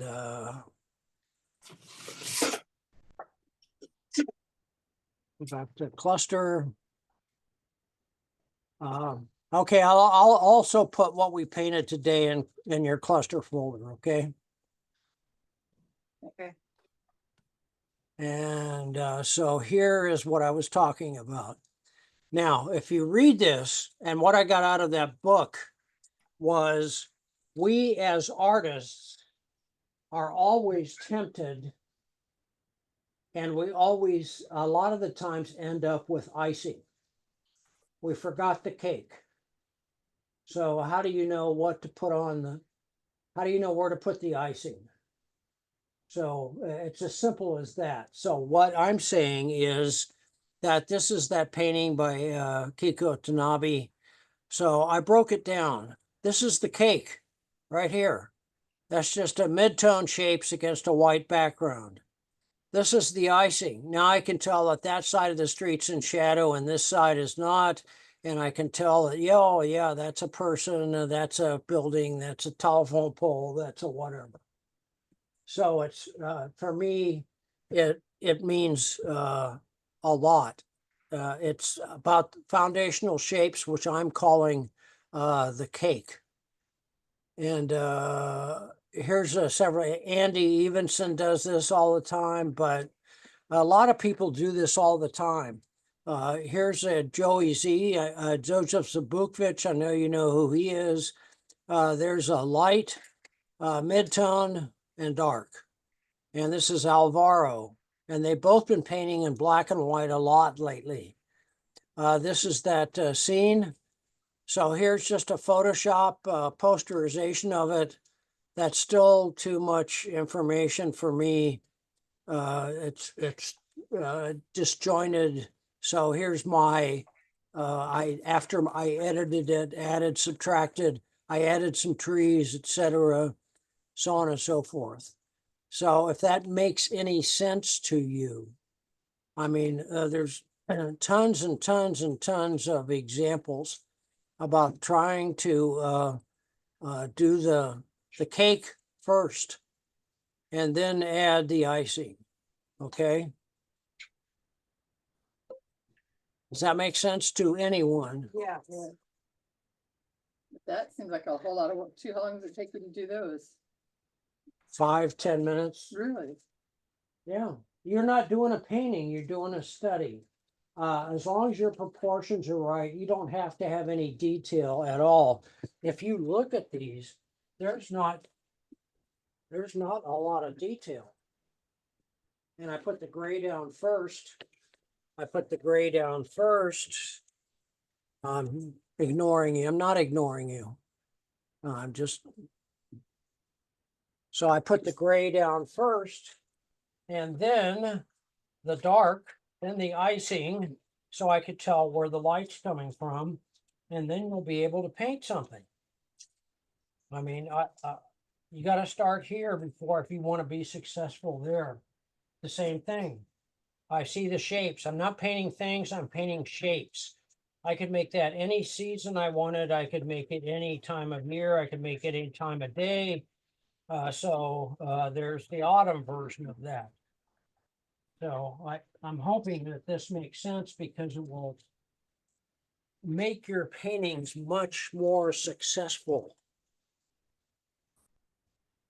I think your batting average will go way, way up if you just figure it out first. You know, figure out the cake. Where's the cake? Where's the beef? Yeah, and then you can decorate it however you want to decorate it. Oh, I'm going to make it snow. I'm going to make it fall. I'm going to make it, there's my icing. And here's my light. Here's where my light is coming from. So you can also, with Cluster, you can post and delete. So you are self-moderators. So if you want to post something for comment or I really like this or whatever, make a comment, you can do that. But I will put all the stuff that we've been working on today in the Cluster folder. Also, I'll include it in the email. And you won't get the recording until tomorrow because it's going to take time to process. It's, oops, I got 4 chats. Hi, Jerry. Oh, Gail joined. Yeah, she had to leave. Really pretty. What paper are you using? Oh, I am using this paper. I will show you. I found this. It's a lot cheaper than Arches. And it's 100% cotton. Use 100% cotton, period. But this paper is, what did I do with it? What did I just do with that? Painting. It's over here on the table. Oh, yes. This is, I can't pronounce it, so there it is. Fingras Bureau. Anyway, 100% cotton. And it's good paper in this size. This is 9 by 12. Where did you find that? I found it on Amazon. I think it's somebody told me about it because it's $18 as opposed to 35 or 45. I've just been using this for the demos and it's fine, right? Yeah, that's just part cellulose, that's right. Yeah. Anyway, Well, thank you very much. well, I hope it helped. Well, I'm gonna have to go back and watch the video some more. I came then I'll back. have to Well, Joe. I know, Came back, Joe. A lot of info, right? Yeah. I tend to, over deliver in a way. I'm dispensing a lot of Yeah. information. So you have to take it and digest it Yeah, a little bit. but that's, the fact that you're making it available is good. And then watch that, watch the video, the ABCD one. Well, I will that send would you probably be links. Really good. I will send you everyone links to the videos that I made reference to and then I showed you. I highly recommend the Stan Miller videos, A, B, C, and D. I would start with, of course, A and follow on through. And I'll also maybe, if I remember, give you a link to the pencil and this bleed-proof white paint. And what else? Shirley, Jerry, I know you've already, I've mentioned this stuff before, and Steve. And anything else? Any questions, comments, whatever? Joe, Yes. say the name of that white paint again. The white paint. Say It's, that. it's a Dr. P.H. Martin's Bleed Proof White. And it comes in a little glass jar like that. And you Is it can like get a that on gouache? Amazon too. Is it Is what? It's kind of a gouache. Yes, it's white gouache. And it's not runny, it's that. It's kind of like a gesso consistency. Joe? Joe, Yes. there was something about granulation that you wanted to mention?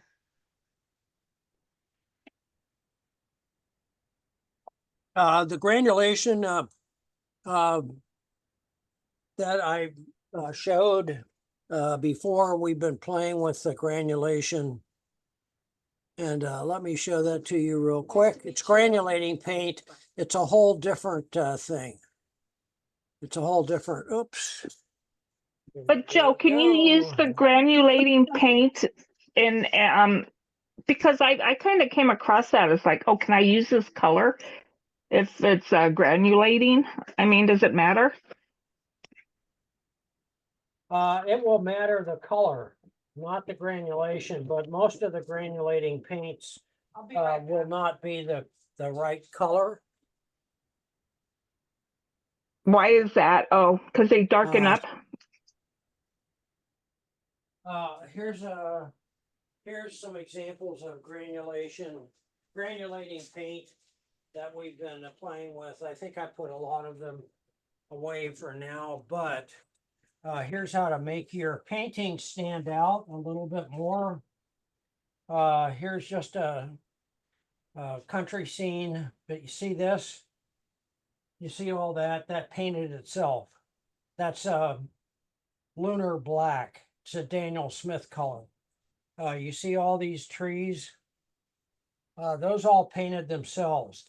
I put down, I pre-wet it with a spattered water, not wet and wet. Spattered Joe, I can't. water. I'm sorry. I can't. Joe, can you hear me? I can't see the picture. I don't know Yes. why. Is it on there? Is everybody else seeing it? Because I Maybe can't. No, it's because I'm not sharing. Oh, Okay, don't. let me share. Okay, now you can see it. Anyway, these trees out of this larger painting, this is lunar black. And so you spatter the surface with big drops of water. And then you can put down your paint. And I didn't try to paint trees, nothing. I just put down the black paint like this. And then I turned it upside down. And then I spattered I spattered water up at the top, and then I turned it vertically, and then I went to lunch. And when I got back, all this had painted itself. Thank you. It looks like a dark forest. I love it.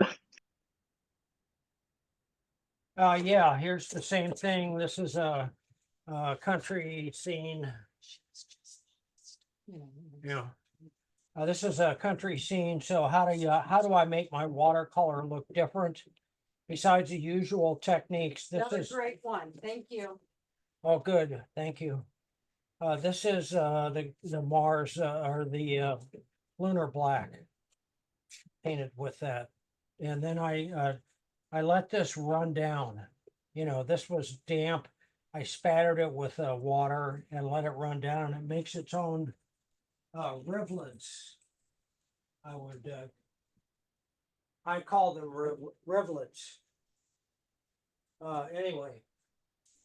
So yes, that's granulation. That's a whole different workshop. If anybody expresses any interest, let me know. This is also the granulating paint.